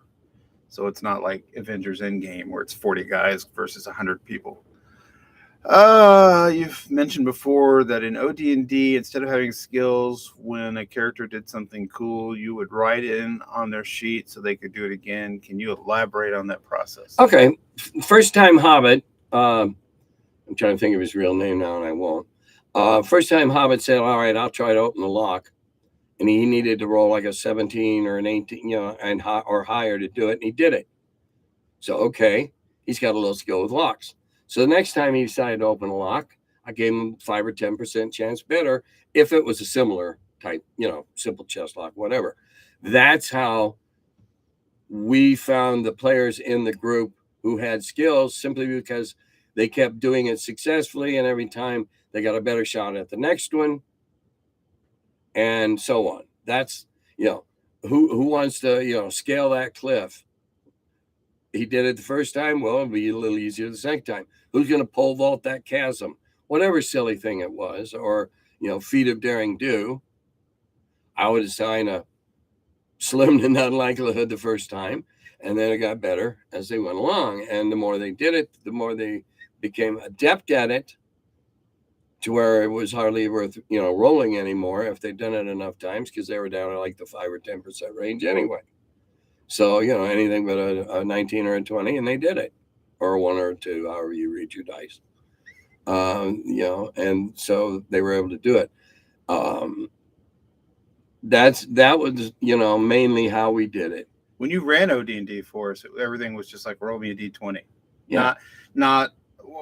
I'm not saying one way or the other is better, but instead of, okay, make a perception check, that's D20 plus your intelligence modifier, you just skip straight to roll me a D20 all the time. And you're rolling against one of your 6 primary stats more often than not. Mm-hmm. If it was something that required skill or agility, you rolled against your dex number. Dex are lower. If you had a real high dex, that means that most of the time, stuff you tried to do, you could. I love squaring circles. So like if you're like a 5e player with like your 3 death saves and all the complexity of those rules, and that sounds hokey to you, what Tim just described, it's only another step from what Tim's doing to storytelling game mechanics with plot points. That's just one step over on the other side. So it's all just a spectrum of, what you're comfortable with and what you like to play. And I often stray over. It's not always this. Yeah, no, I often stray over, especially with the wheel. I often stray over to the storybook side, because 6 players, I got to make up 6 encounters on the spot. So once I get rolling, I tend to embellish and then, okay. And then, all right, what do you do? And then we go from there. And that's very old school. What do you do? What do you do? I don't care what, just tell me what you're trying. Try anything you want, but do something. My favorite, and this happened at Total Con, is when it's in the middle of a combat and I see way down at the end of the table, there's 3 players all huddled up. They're figuring something out. In my game, that would be they're trying to pile up the luck and the glow burn or the spell burn or whatever to pull off some giant stunt. And once I see them huddled up like that, I'm like, here it comes. This is going to be good. Yeah. Oh, I love it. I can't wait for them to put their heads together and come up with a plan. And if it's a good plan, it works. And if it's a dumb plan, well, we'll roll for it and see if it works. Because if you don't have the possibility of the absurd happening in D&D, it wouldn't be D&D. You got to be able to do the absurd, and by the same token, you have to be willing to accept the absurd when it happens to you. Lots of players want to play on the absurd, but then when it turns around and bites them in the butt, they get outraged. Oh, that's absurd. You can't. Well, so was that last thing you did absurd, but you did it.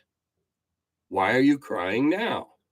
If absurd works, then that knife cuts both ways.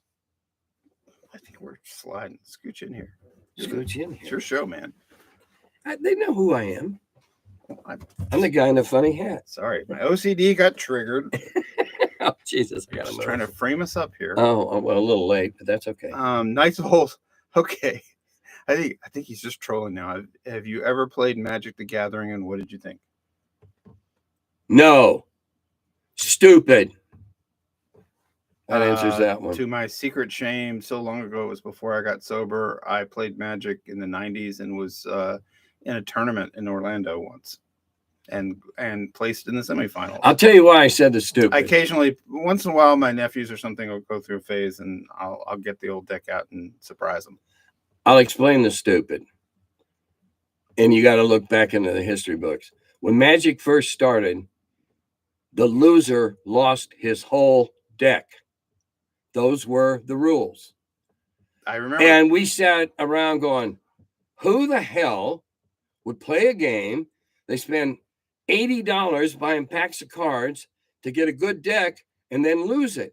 Well, sales tanked. They took off and then they tanked. Well, then they revised the rules. This is when we need to have an overlay that says curmudgeon trigger warning. We'll have to talk to him about Rant in progress. that. We'll have to talk to Emmerich about that. But keep going. You're on a roll. And okay, so then I believe it went down to you got to give him your best card out of your deck. And people were going, what? And tournaments were like that at the very beginning. Now, as I understand it today, all that silliness is gone. And that's why they're buying them by the cartload, because they're not going to have to give them away. But when it came out, you're talking about Alpha Man, and those Alpha rules only lasted a year in like 1995. Whatever. I just know that, it was like, I couldn't understand. You tear up your Chaos Orb and sprinkle it over his whole deck, and they're gone now. Yeah, I never did understand why you would buy, and risk giving it away. Just, I could not wrap my head around that, and I didn't have a whole lot of money I didn't know what to do with to go out and buy cards. So, no, I looked at that and said, no way I'm going to give you my deck. It kept changing. I said, no. And Knights Old has another question, and I just want to read it to clear something up that people that don't know as well, a mistake they might make. The question is, did you guys have and frequent an arcade in Lake Geneva in the 70s and 80s? I just want to say I never worked for TSR, and I didn't know Tim until he left Lake Geneva and TSR and moved to Cincinnati to start Adventure Gaming Magazine. I never, we hang out. So there wasn't an arcade in Lake Geneva when I was there. When we wanted to play pinball, we went to Jane's Bar and Grill, and that's where a lot of TSR people hung out in Jane's Bar and Grill. That was Tramp's Bar, right? Well, after I introduced him to it. And Jane's had a door to the restroom that I'm sure somebody from TSR from Lake Geneva rescued when they remodeled that, because it had now it wasn't mine because it started after I left. Had signatures and drawings by every staffer that went in and out of Jane's, because that was a big place for a burger and a beer for lunch. She did some of the little bitty charcoal, one of those charcoal fake grills the bars have, and open fire, and she made the best burgers. So you were never into arcade games, but you've got a pinball. I'm a big pinballer. Absolutely. I helped manage a pinball arcade when I was in college for 2 years. One of these days, we're going to have to get that pinball out from under the stacks of games. Oh, we could do that in 5 minutes and play. But yeah, I'm a big pinballer. And when we wanted to play pinball, it was usually me and Tramp or me and Jake, occasionally Tom Wam. We just go down to Jane's and have a 1 hour lunch and drink a couple of little 7-ounce beers and eat a burger and play pinball. And then I understand after I left, it became more of a nighttime hangout for a certain segment of the TSR crowd. Great little small town bar. And Jane was a great person. Lovely lady. I was a teenager and in high school in the 70s, so obviously I was an arcade kid. I mean, Robotron 2084. To this day, I have that installed on my Mac at home to play and name. Yeah, I didn't really get into the arcade games. There must have been one. Yeah, there's that one where the spiders are crawling up the. Oh, Tempest. Yeah, I got into that, but that was here after I moved here, like 81, 82. The Baker Street bookstore had a Tempest game in the back, and yeah, I spent a few dollars, but I also set the store record 3 times. Somebody come in and break it, and I go back and break it back. Such a gamer. Yeah, well, of course. Hell yeah, I played that module. I broke it. Well, the high score I ever scored on my pinball machine is still fastened up there. I'm pretty. That dates to 82 or 83. Pinball, so I don't think you're in any danger from me. So yeah, that record stood since Willie was my next door neighbor, back when he and I used to play a lot before we redid the basement. Put in this lovely stonework. Well, let's see if we can't do that this summer. We can start if I ever get my ass over to Dawn Patrol on Wednesdays, we'll start that gaming session with the group by hammering the pinball machine. Oh, we'll just have to find somewhere to put all the shit. That's the trouble with owning a pinball machine and a pool table. It's constantly covered with crap. Well, that pool table works out great for Dawn Patrol because your mat just goes over the whole thing. Yeah, that it does. It's a great gaming table. Haven't played pool in them. Well, I did have it cleared off a few months ago. I did play a few games of pool again.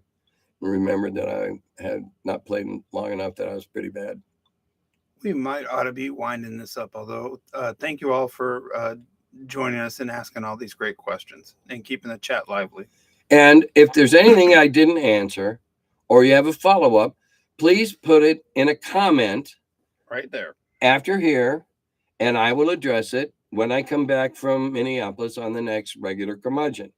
That's how I get my that's how I get a script, as you well know. That's a joke, but that's how I get topics to talk about. So if I missed you, we skipped you, sorry, whatever, but that's where to put them, and I'll answer them on the next Curmudgeon.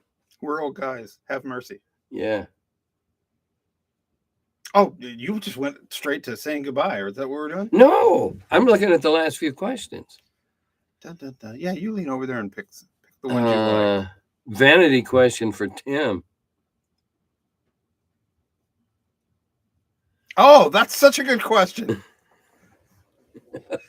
I don't know if I agree with you on that one. I have to think about that. I met you in 80, right? Yeah, 81. 81. Yeah. And what was hilarious about that was I was all of like, if you were 31, I was 19. And at 31, I thought you were a cranky old bastard then. Yeah, right? Now I've had all these years to mellow and mature and become crankier. Well, no, the 12 years between us seems like nothing now. Yeah. But to a 19-year-old, you were old at 31. You were an old guy. Yeah, I was an old dude. Yeah. That's always amused me. Young Tim Kask. Oh, I know. Paul Giametti. Do you know who that is? Oh, yeah. Yeah. No good? No, yeah. I mean, he's got to get the mutton chops down to about here. Well, no beard, big long pipe, and one of those, what do they call them now? Now they call them newsboys. Scalpy hats or something. Newsboy. Well, it's a Peaky Blinders, but it's the style. Peaky Blinders hat. It's called a newsboy. You watch any of the movies about gangsters in the 20s. And lots of, I'll use an artistic term here, atmospheric perspective. Yeah. How things get gradually grayer in the distance. Lots of that. Yeah, we'd need that, because if we were to they made a movie about the founding. Hang on, I'll give you some. So that. Okay. Now I got to wipe that crap off my monitor. I'm sorry. You can't take me anywhere. No, I know. All right. Did you or a friend have a van with a huge Frazetta painting on the sides? Nope. I admired a few. Did you ever have one with a Frazetta painting on the side? Closest I came was a rusty Volkswagen bus. You'll know I hit the lottery, though, because I will definitely have a Wizard van as soon as I hit the lottery. or maybe like a Wizard Winnebago, so I can tour the country and run games. Let's see. Cheryl won't let you do that, will she? No. All right. No. What was the thought? Did you or a friend? No, that one got repeated. All right. That one, he must have double clicked. Oh, no, just if we don't answer it, they just put it in again. A few words about McGarry's Drag Dungeon game. At first, it was a major pain in the ass to set up and play because of all those damn little sheets of paper. You had to have a treasure and a monster in every place. And so you did, and this is back before Ziplocs, especially little Bud bags or Coke rock bags were common. You had to sort all these first level, second level, third level, fourth level. You had to sort them, and then you had to sort all the monsters, and it still took you 15 or 20 minutes to set up the game. Great fun, but oh my God, what a setup was back then. We played the crap out of that when we were brand new. Well, what we finally did was, rather than set it all out in advance, we made piles, and you just drew the next one up the pile, the appropriate pile, and boy, did that speed up the game. Wow. Because the setup was really tedious. Ladies and gentlemen, how to hack the dungeon board game. Well, yeah. I'm always for, let's do it easier. Knights of Old says he's not trolling, but here's a question that he's repeated because we didn't answer it before. Any fun Ken St. Andre Tunnels and Troll stories? No. I just recuse myself from comment. I only met and had dinner with him at one Gen Con. It's my personal opinion that he's one of the biggest buttholes still alive in the business. Personal opinion. I cannot be sued for that. The only occasions I have had to deal with him, he showed his ass like a red-ass baboon. I thought from the very beginning Tunnels and Trolls was too derivative, but Gary and Brian didn't, and so they were allowed to survive. There's my opinion. Good thing he didn't comment on your hair's wife. Pow. Who's topical? Thinking. Somebody says thank you. I still play. Funniest thing during a gaming session, like I guess ever. Oh well, it had to be the woman that licked a pickle. Oh yeah. One of my very first blame games. They had the card I had was Pickle and Red Dragon. So off in the distance, they saw, oh, that pretty much looks like a dragon in silhouette. And on this high needle-pointed quartz spike on the top of the hill was what looked to be, from the distance, a giant banana. And as they got closer and closer, oh, yep, that's a red dragon. As they got closer, they realized the dragon only had about a 12-foot wingspan. And the pickle was the size of the Oscar Mayer Wienermobile. And they hunted for the token, and they hunted for the token, and they hunted for the token. So the one lady in the group comes up and says, I'm going to lick that pickle. Oh, my. So, as a designer, you think you got a handle on what might come up. Pickle licking was never anything that I allowed for. A few decades of running games under your belt, you got it all covered. Yeah. Then you don't. And so I thought, well, hell, I rolled a 20, got a 17. Well, it cured all your hit points. So, of course, there's always another guy. I'm going to go out and lick the pickle, too. And so he licked the pickle, and I think he rolled like a 7. So it cured half his hit points. So, third guy, I'm going to run up and lick the pickle, too. I told him he'd probably be better off coming back in an hour or two, as the pickle seemed to have lost its power and stamina. And the table erupted. We were in the center of the Cincinnati Con, that's held up in a great big agricultural barn in the next county up in the Butler County Fairgrounds. Oh, this was CincyCon then? Yes. And there was probably 20 tables around us, and I can guarantee you at least 19 of them got disrupted because the table just erupted in laughter. Your stories are always better than mine, man. And that's when I realized, okay, that's the way we're going with this now. I can deal with that. And so I figured out which card was hers by the look she gave me when we came up to an occasion where, okay, we're going to get a little stereotypical here. Open the wardrobe. There's a portal to somewhere else. Step through it. Now, she'd given me on her card portal to another dimension and undead vixens. So having already seen which direction she took the pickle licking, I knew which direction she wanted to go. So she stepped through and was immediately attacked by 137 rabid, undead female foxes. And the look I got was a curdled jelly. And I knew, oh, that was her card. And it's fun moments like that I don't do it. This game isn't about making people look a fool. It's not about rubbing salt in the wounds when they do something stupid. It's about having fun, which is what it's all supposed to be about. Bottom line anyway, is having fun. Well, with the Wheel of Blame, I get to have a lot of fun. And every game this past Gary Con, somebody from the table said, I haven't laughed that much playing D&D in years. And my mission has been accomplished. You can have fun playing role-playing. You can have fun. You don't have to get in so serious. It's life and death. And you go into a clinical depression when your favorite bard get eaten by the rhinoceros. Of course, in my world, rhinoceroses are carnivorous. I think I forgot what the question was.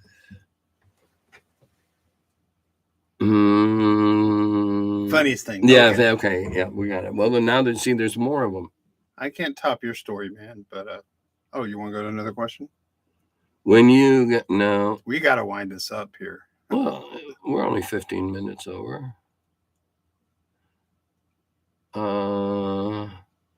Any celebrities or unexpected people visit TSR for a tour way back? Fritz Lieber counts, right? Yeah, and his buddy Harry Fisher and Gar Fox came by. Oh, I knew he wrote for you. Did he actually come then? Oh yeah, he went to. I've got a picture with him and Fritz on stage at my God, at the awards that just night. to get to meet that man. He wrote so many comic books. Oh, and he wrote so many good stories too. And not only was a great comic writer, he was a great short story fantasy writer. Well, what was then called Swords and Sorcery. And I got to publish in that. I got to publish Fritz Lieber. what a rush that was for my little editorial head. Other than that, I like now that I'm a publisher, I like that part when you get to publish people that you're a little geek fan. Yeah. Oh yeah. Yeah. That's geek squared. That's geek squared. Because none of them was unexpected, but the day that I saw them and ran into them, it was like, oh wow, you're here. You know, it wasn't like we were all sitting at the front door waiting for the limo to pull up, but it was a great thrill. Fritz and Harry were probably the most fun. I don't believe Andre Norton ever came by. She and Gary just corresponded about. To get to meet Andre Norton? I don't think she came by. Not while I was there. You just made my heart. Yeah, that would have been fun. Would have been something. But that's the only celebrity that I can remember, having around at the shop. And that was because they were guests at that year's Gary Con. Oh, see, look, somebody wants to donate to your Disney Plus fund. Oh, allow me to tempt you. In an episode of the Boba Fett that just ended, Boba Fett goes to Mandalorian. In an episode of The Mandalorian, he goes to a Discworld, and it's cool as all get out. Oh, wow. I understand there's a couple of Discworld movies.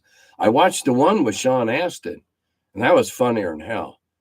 And I understand there's maybe one or possibly two more out there that were made around roughly that time. So I guess I'm going to have to look them up. Well, here's how we fund your Disney Plus. Now that we're back from Gary Con, we get that Patreon set up to pay for your shiny new video editor who's not me. Yeah. Thank you, Jesus.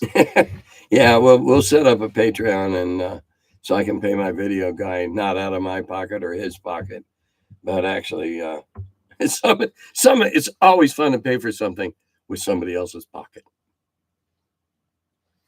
All right. These guys are just going to keep asking questions, and I'm on a old man timer. I've been at it since 6 a.m. What do you want to do? I'll talk as long as people ask. That's my. How did I know that was going to be? That's my weak spot. All right. I never know when to quit talking. Remember, you said that. Mm-hmm. Because I get yelled at if I say that. Well, that's right. 70s. Oh, amateur artwork in Conan 1. Oh! I got to show you this. The one about the snits. See that? That question right there. I played snit smashing, even made ceramic snits in class. Is it like that? We had somebody at the hobby shop. I think it was. How old is that thing? From TSR. Tom's then lady friend, who wrote a lot of those do your own adventure things. Rose, I think Rose made those, and gave a bunch of us one. Kids in the days before 3D printers, it was just Sculpey. Yeah, and so that's I have one from way back then. That is cool. Yeah, that's why it's way up on a shelf where it won't. Patrick Stevens says, "Keep going, drink Tim's energy drink." I actually have one of those right here, so yes, I'll do that. Yeah, I'm out of it. I'm out of drink. I'm running dry, so I either got to get a drink or stop talking. Pretend I'm running a table at Gary Con. Give the people what they want. The Hogfather and Going Postal are the movies. Thank you. I must be Going Postal is the one I saw. Is that the one with Sean Astin? I saw the one with Sean Astin in the luggage, and ever since every time the luggage pops up in one of the books, I have a perfect image of the luggage. The luggage is like a mimic, except it doesn't try to look like anything except luggage. Of course, it can do just about anything, and it has hundreds or if not thousands of feet that it runs on. Did you guys, Knights Old, wants to know, did you guys smoke in the buildings back at the old TSR? If you mean tobacco, in those days, everybody smoked indoors. Yeah, Gary and I both smoked in the building. I mean, I can remember my mom with a grocery cart here and a cigarette here in Winn-Dixie, back then. Yeah, there was smoking. I smoked, Gary smoked. Sutherland didn't, Brian didn't, Kevin didn't, Mike didn't. There were probably some guys down at the hobby shop that did. I don't know. It was just not that big a deal. I had a big, lovely green crystal ashtray with a cork knocker because I smoked a pipe. And so, yeah, I was all the time. I remember that pipe. Oh, I had many pipes. Well, I had a collection. I remember it being part of the. Always in my face, yeah. I always had one stuck in my face, it seems like. But yeah, and that's all we smoked in the building while I was there. I don't know what happened afterwards, but there was no illegal substances ever consumed in the building, regardless of what malicious slanders you may or may not have heard. Because that was also common sense in the 70s, Well, it was legal as hell. Yeah. They weren't all loosey-goosey about it like they are today. It was a weird time. I really, really loved the 70s, and I miss it terribly. But, I mean, I can remember things that just wouldn't fly now. Like the record store was also a head shop in Frankfort, Kentucky. Oh, he answered. Color of Magic's the one I saw. Those are the two I haven't. Thank you. I'm going to write those down when this is over. I'm going to look those up. Strawberry, rhubarb, cherry, or apple pie? Cherry. Is that your absolute favorite pie? No. Lemon meringue. Really? Oh, yeah. That's what an interesting answer. That's the favorite pie of Hawaii. And that pie chart thing that was out. Oh, yeah, the map. Favorite pies by region. The only state with real good taste is Hawaii because they pick lemon meringue. My family's all from the South, so pecan pie for me, please. Well, I mean, I'm not going to say I don't eat other pies. Oh, right. Give me a free slice of pie. I'll try what you got. It'd probably be lemon meringue, cherry, and pecan. I like apple, but I'm just not. I got hooked on pecan because of those little Obama pies when we were kids that you could afford. Oh, I remember those. Yeah. Oh, yeah. I want one now suddenly. All right. Did you turn down publishing something that later went big? No, we agreed to publish several things that we thought would go big that didn't. But I don't believe that we ever turned away something. Not while I was there. But then again, please. Last 2.5 years, I was not involved in that part of the company. I was solely focused on periodicals and what we were doing. I was not in on the planning meetings. There was maybe like a span of maybe just a year where you would edit a game like Classic Warfare or something. I did Classic Warfare. Once Dragon happened, it was Swords and Spells, William the Conqueror 1066.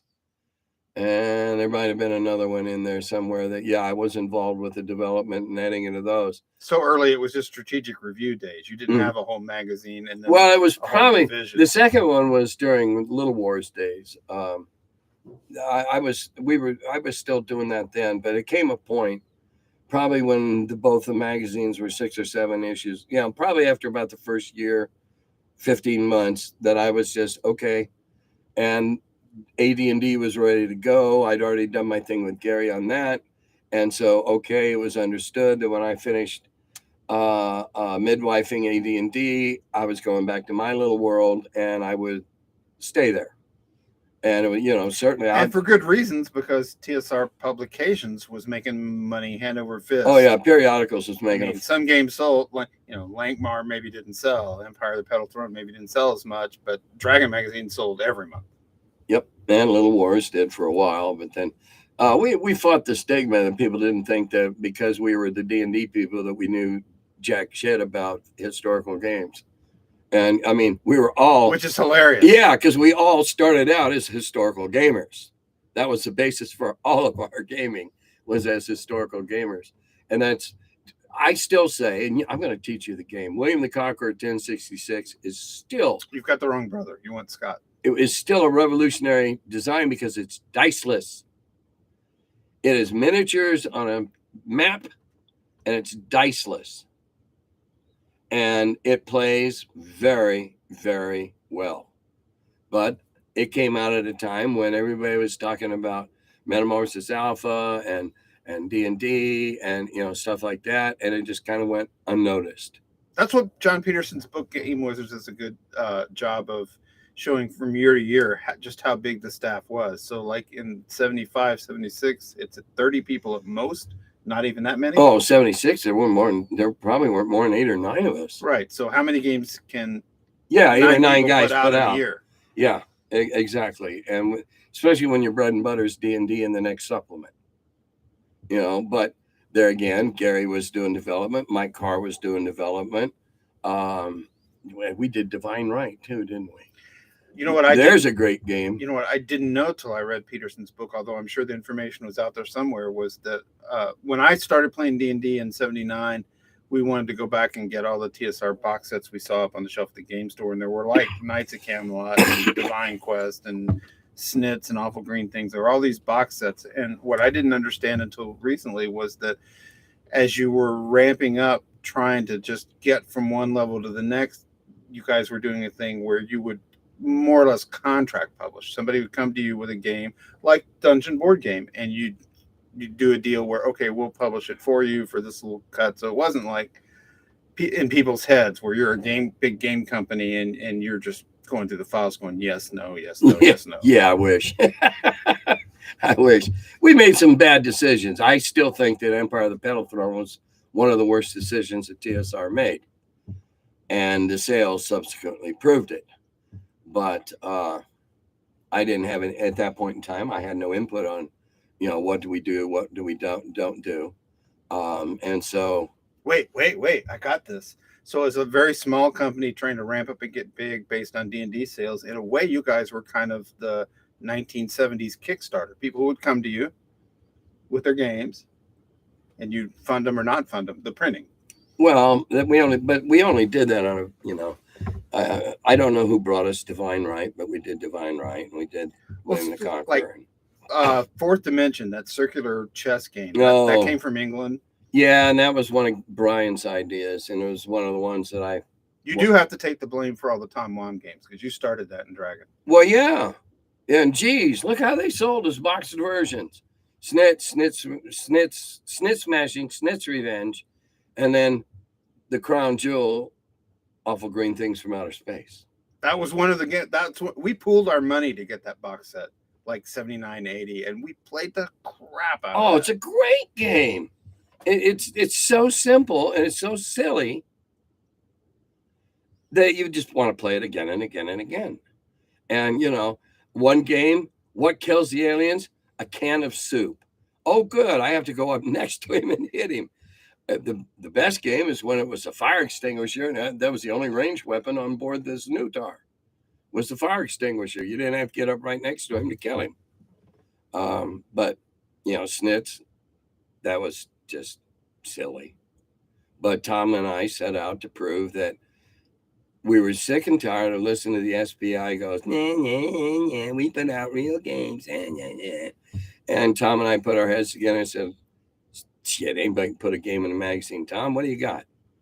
He said, I think I might have something, Tim. And sure enough, it was wildly successful. We put out Snit's Revenge. It ended up being box games, and they sold like hotcakes for several years. I imagine the guys at Avalon Hill and General Magazine would look at you guys then like DC looked at Marvel in the mid-'60s. Like, you're wildly succeeding, but they can't even understand how. Yeah, and we were brazen upstarts. And our success spawned the creation of the other car, Origins. Our success made the rest of the game companies get together and found the whatever the hell they call it, and put on Origins to compete with Gen Con, because every other con that they went to, and we were there too, we outsold them every time. Go to Detroit, our tables were flocked the whole time. And they were, seeing what they thought was disappearing market share was actually increased pie. Everybody got a piece of the pie based on their percentage at one time. Well, we just made the pie exponentially larger. You still get 1/8 of it, but now your 1/8 of the pie is back up a truck and haul your pie home. That big. And so they didn't see that.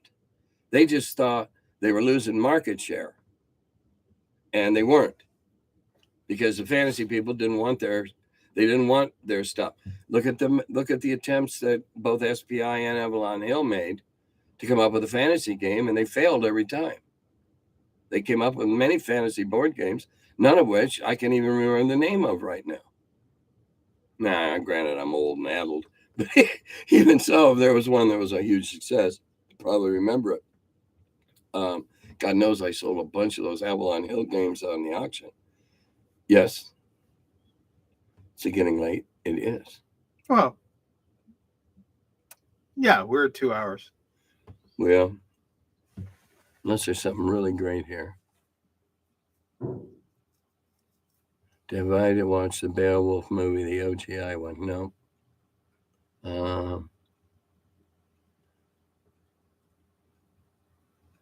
Did Gary still have a pulp collection when you met him? Oh, yeah. Sure. Yeah, a couple of 3 shelves on a wooden bookcase. You didn't meet him that different a time than Jim Ward did, and that's how Jim Ward met. Yeah, they were in a bookstore with the same stack of books. Yeah. They saw each other and went, "Hey." Yeah, you like that too, huh? You should just drew knights, roll carriage scenes. Naval Wars is awesome and highly wanted. Well, thank you very much. Naval Wars. That's the one I did the redevelopment on for Avalon Hill. Oh, right. Yes, and every one of those optional rules came right off that pool table over there where we used to play. Those were all our house rules. And when they came to me and said, "Would you like to do it?" I said, "Can I put in all my house rules and make advanced rules?" "Oh, sure, go ahead." And so all those names listed back there as playtesters were all the guys that used to play down here in the basement back then. So yeah, thank you. I love Naval Wars is one of the best warm-up games while you're waiting for the last couple of guys to show up. And it's also one of those great screw your buddy games, because you can just lay on minefield after minefield after minefield. So it's got all the right things for a good game. Screw your neighbor, easy, quick setup. All right, what else? I think pewter minis are plastic. I'd rather paint pewter, but I still haven't found a primer I'm happy with. And plastics are even harder to prime, in my opinion. I've not found a successful technique that I'm happy with the surface that I get from other primers I've tried. Though I do have a new brush applied primer I'm waiting to try out. Well, you're buddies with Tom. Tell us now. Ask him. Well, he told me how to do resin. You do it with one primer, and then you kind of buff it off, and then you put a second primer on, and you kind of buff it off, and then you prime it again, and it's ready. Some of the stuff thank you, no. Well, yeah, some of the stuff I'm painting is so small a detail that 3 layers of primer would obliterate it. So there's got to be a better way, and I'm still looking for it. Was I surprised at Dragon Magazine's success? Absolutely not. If I had a feeling back then, I knew that we were on to something, and I knew I could make a magazine that would lift all the boats by rising the tide. I knew we could do it, and we did. I think we'll end on that. Sounds good to me. We're already half an hour over or more. This is the introvert extrovert thing. You have steadily ramped up and gained energy by this, while my tank is going. I know. That's why we're only good for about 75 to 90 minutes, and then we start going the other directions. All right, I think we'll call it there. Again, if there's something we didn't answer, please make a comment after this. I will read these in 2 weeks when I'm ready to do the next Curmudgeon number 211. I'll go through them, and that's what I'll pull the content for the next one.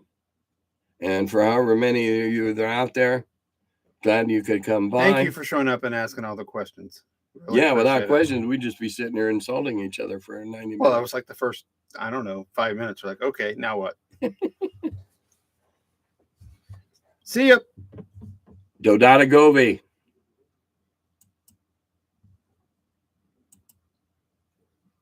Bingo.